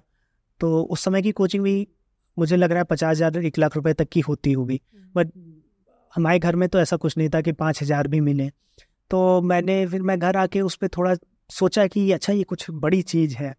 तो सुपर 30 था उसमें आनंद सर का, तो आनंद सर के पास गया, तो वहाँ पे मेरा 1-2 नंबर से रह गया। तो उनसे मैंने रिक्वेस्ट की, तो उन्होंने भी वही बोला कि भाई जो हक का है वही लो, 2 नंबर तो मैं नहीं दे पाऊँगा, अगर पढ़ना है तो अलग से एक बैच है उसमें पढ़ लो, उसमें 25,000 फीस है। मैं बोला कि मेरे पास 5,000 नहीं है। तो मैं वापस आ गया घर। फिर मेरे पास 4 महीने थे, फरवरी में पेपर था, ये अक्टूबर की बात है। तो मैंने घर में ही, फिर उसके बाद मेरा एक फ्रेंड था कानपुर में, उसने बुला लिया, उसने बोला मुझे पढ़ा दो, मुझे समझ में नहीं आ रहा है, मेरे ऊपर पेरेंटल प्रेशर है, मुझे निकालना है, तुम तेज हो पढ़ा दो और मैं तुम्हारी कोचिंग वो रहने का खर्चा दे दूंगा। तो मैं 4 मंथ्स के लिए वहाँ चला गया, और वहाँ पर जब मैं था तो मैं कोचिंग जाता था उसके आई कार्ड पे छुप के पढ़ने के लिए, वहाँ से भी मैं भगाया गया हूँ। उसके बाद मेरा समय इसी सब में चला गया। मैंने 1-2 महीने अच्छे से पढ़ा है बैठ के, फिर कि भाई जो होगा देखा जाएगा, मन लगा के पढ़ते हैं, नहीं होगा तो मैं सुसाइड कर लूँगा, ये भी प्लान था। और उसके बाद फिर जब पेपर दे के निकला, फिर मैं कहा कि अब मैंने अपना ब्लड स्वेट सब दे दिया है, अब जो होगा नहीं होगा मुझे नहीं मतलब है। हो गया, वहाँ गए, फिर वहाँ पर चीज़ें हुई। तो वहाँ पर जाते ही क्या हुआ कि जो मेरी एक ये लाइफ ऊपर ऊपर चल रही थी ना फादर के डिमाइस के बाद, तो ये लाइफ हट गई, क्योंकि अब आईआईटी में जाने के बाद एक सिक्योरिटी फील होती है कि हम अच्छा करेंगे तो जॉब तो मिल जाएगी। तो वहाँ अच्छा करने का मतलब ये था कि मैं ये सोचता था कि मैं अपने कॉलेज, मतलब अपने कोहॉर्ट में टॉप 5 में अगर रहूँगा अपने बैच में तो ऑल गुड है। तो मैं इतनी मेहनत करता था, क्योंकि आईआईटी में जो बच्चे थे 2-2 साल से, कोई कोटा से है, कोई नारायणा से है, और मैं बिना कोचिंग के था। तो मुझे तो मतलब सारे बच्चे बहुत क्लीन होते हैं, तो ऐसा भी नहीं कि मैं फर्स्ट आऊँगा, ऐसा एरोगेंस, लेकिन ये था कि टॉप 5 में अपने को मेंटेन रखना है। तो वहाँ जब ये चीज़ें सिक्योर हो गई ना, तो वो जो बचपन का जो मेरा था ना बुक लविंग और ये पढ़ना, चीज़ों को जानना, क्रिएटिव होना, वो वापस आ गया। और जब वो वापस आ गया तो मैं फिर इस क्रिएटिव फील्ड में आ गया, समझना कि डेथ क्या है, साइंस, और इसके साथ साथ आईआईटी में भी एक साइंस का बैकग्राउंड, और उसमें फिर चीज़ों को और पढ़ना, पॉपुलर साइंस पढ़ना। उसमें स्टीफन हॉकिंस की बुक्स बहुत पॉपुलर होती थी, नील डिग्रेस टाइसन की बुक बहुत पॉपुलर होती थी, उनको पढ़ना, लाइब्रेरी जाना। तो इससे क्या हुआ कि एक बुक्स के प्रति बहुत ज़्यादा लगाव हो गया। और फिर उसको पढ़ते पढ़ते कुछ मैं बुक लिख रहा था, उस बुक लिखते लिखते मुझे ये आइडिया आया कि चलो कुछ यूट्यूब या इंस्टाग्राम बनाते हैं, तो अपने बुक के बारे में बताऊंगा। तो उसको बताते बताते फिर मैं कुछ कॉन्सेप्ट्स ऐसे बताया, और वो अच्छे व्यूज़ उसके आ गए, तो उनको बता रहा हूँ, उन्हीं को पढ़ रहा हूँ। तो ये पिछले मुझे लग रहा है 3-4 सालों से ऐसा चल रहा है। हाँ, आई थिंक आईआईटी के जितना मैंने देखा, क्योंकि मैं और भी लोग को जानती हूँ जो आईआईटी से, और उनका बहुत इंटरेस्ट है सनातन धर्म में और इस पर जाना, क्योंकि आई थिंक स्वामी सर्वप्रियनंदन है 10 साल पहले आईआईटी कानपुर में एक बहुत फेमस लेक्चर है प्रोफेसर वो एम आई का। तो वो आई थिंक आईआईटीएंस स्पेशली, क्योंकि वो इंटेलिजेंट है, ज्ञान और नॉलेज और सारी क्यूरियोसिटी, क्योंकि अल्टीमेटली बात आईआईटी की नहीं है, बात यह है कि आप एज अ ह्यूमन बीइंग कभी ना कभी, चाहे 20s में, चाहे 30s में, चाहे 40s में, चाहे आपके 80s में आए, आपको आप कितने भी स्टबर्न हो, आपको कभी 20s में या 30s में ऐसा भी लगे कि ये सब फेक है, कुछ नहीं होता। बट कभी ना, अब हम विराट कोहली का एग्जांपल देखते हैं, उनको रियलाइजेशन हुई नीम करोली बाबा, हाँ, फेलियर के बाद नीम करोली बाबा गए, प्रेमानंद जी महाराज के बाद, उसके बाद उन्होंने कई बार कैमरे पे भी बोला कि कभी कभी ऐसा लगता है भगवान ने कराया है। तो क्या होता है कि आप कुछ दिन तक ईगो आपके साथ रह सकता है, बड़े बड़े लोगों का ईगो तोड़ा है भगवान जी, तो वो आपको सेल्फ रियलाइजेशन चाहे 20s में, मुझे 20s या 30s में हो गई है, आप मुझे यंग बोल रही, बट मैं 31 का हूँ, वो यंग में ही होता है। अच्छा, तो मुझे 30s या लेट 20s में हो गया है, किसी को या 40s में होगा, किसी को अभी लगता है कि मुझे माया ही अच्छी लगती है, मुझे मत माया से अलग करो, But eventually ये हो। इवेंचुअली होगा। हो सकता है कि बहुत लेट हो जाए जाते जाते, इसलिए जो लोग बोलते हैं कि बूढ़े में ही हो या जब ही हो, और ऐसा नहीं है कि आपको जवानी में हो गया तो आपको संन्यास ही धारण करना है। इट्स लाइक मैंने पहले भी कहा है, ये आपके लिए एक एम्पावरिंग चीज है जो आपको लड़ने के लिए रेडी करती है बहुत सी चीजों से। और ऑल्सो अगर जो भी लाइफ में जो ऊपर और इसका सबसे अच्छी चीज जानती हैं क्या होता है, जो मुझे सबसे अच्छा बेनिफिट लगता है स्पिरिचुअलिटी का, यू इग्नोर थिंग्स। जी, ये बहुत पावरफुल है। मैं वही बोल, साइलेंस और इग्नोरेंस और रिएक्शंस जब प्रॉब्लम्स आते हैं। हाँ, लोग करते हैं, मुझे नहीं फर्क पड़ता। आप मुझे गाली दे के जा रहे हो, ऑल गुड, मुझे कोई दिक्कत नहीं। स्टेट अंदर की वो है कि आप यू इग्नोर, ये लोग नहीं सीख पाते। ये मैसेज बहुत ज्यादा टाइम वेस्ट है और आप बहुत हर्ट करता है। तो जब आप स्पिरिचुअलिटी में रहते हो, आपको ये लगता है तो बहुत बड़ी बड़ी चीजें हो जाती हैं। कोई आपका 1 लाख रुपए भी लेके चला गया, ठीक है, अगर आपने गलत किया ठीक है, मैं कर्म सिद्धांत पर भी नहीं जा रहा हूँ, बट मैं उस 1 लाख की वजह से अपनी मेंटल स्टेट को नहीं करूंगा परेशान। वो ये स्पिरिचुअलिटी, क्योंकि मैं सेल्फ हूँ, बस अपने ट्रू नेचर को जान लो तो सफरिंग नहीं होएगी। और वो ये बहुत एम्पावरिंग एक हमको टूल मिला है, जो कि हम बहुत कम क्रेडिट देते हैं भारतीय परंपरा को, जस्ट बिकॉज हम साउंड सेकुलर करें, हम साउंड एरोगेंट ना करें। हम कभी क्रेडिट नहीं देते हैं, ना अपने ऋषियों को, ना संतों को, जिन्होंने कभी कहीं नाम नहीं लिखा है अपना। जो उपनिषद लिख के गए उन्होंने अपना नाम नहीं लिखा है, जो वेद लिख के गए उन्होंने अपना नाम नहीं लिखा है। दर्शनों पर काम करते रहे, लोगों ने बहुत सेवाएं दी हैं। हम आज योग को वेस्ट में करते हैं, हम योग को सेक्युलराइज कर रहे हैं, हम नाम नहीं लेते कि ये पतंजलि जी का है। तो हम क्या है कि हमें इतनी विरासत मिली है, हमें एटलीस्ट ग्रेटफुल होना चाहिए, उनका नाम लेना चाहिए। ठीक है, सेक्युलरिज्म अच्छा है, सब धर्मों का संभाव हो, लेकिन ये हमें जो विरासत मिली है शायद ही बहुत कम लोगों को मिली। जैसे आप यूएस की बात करने के बच्चे ड्रग्स में चले जा रहे हैं, नहीं समझ में आ रहा है, क्योंकि वो एक्सपोज्ड है बहुत ढेर सारी डिजायर्स और उनकी इंटाइटलमेंट के लिए। उनको लगता है कि वी आर इंटाइटल्ड, प्रिविलेज्ड।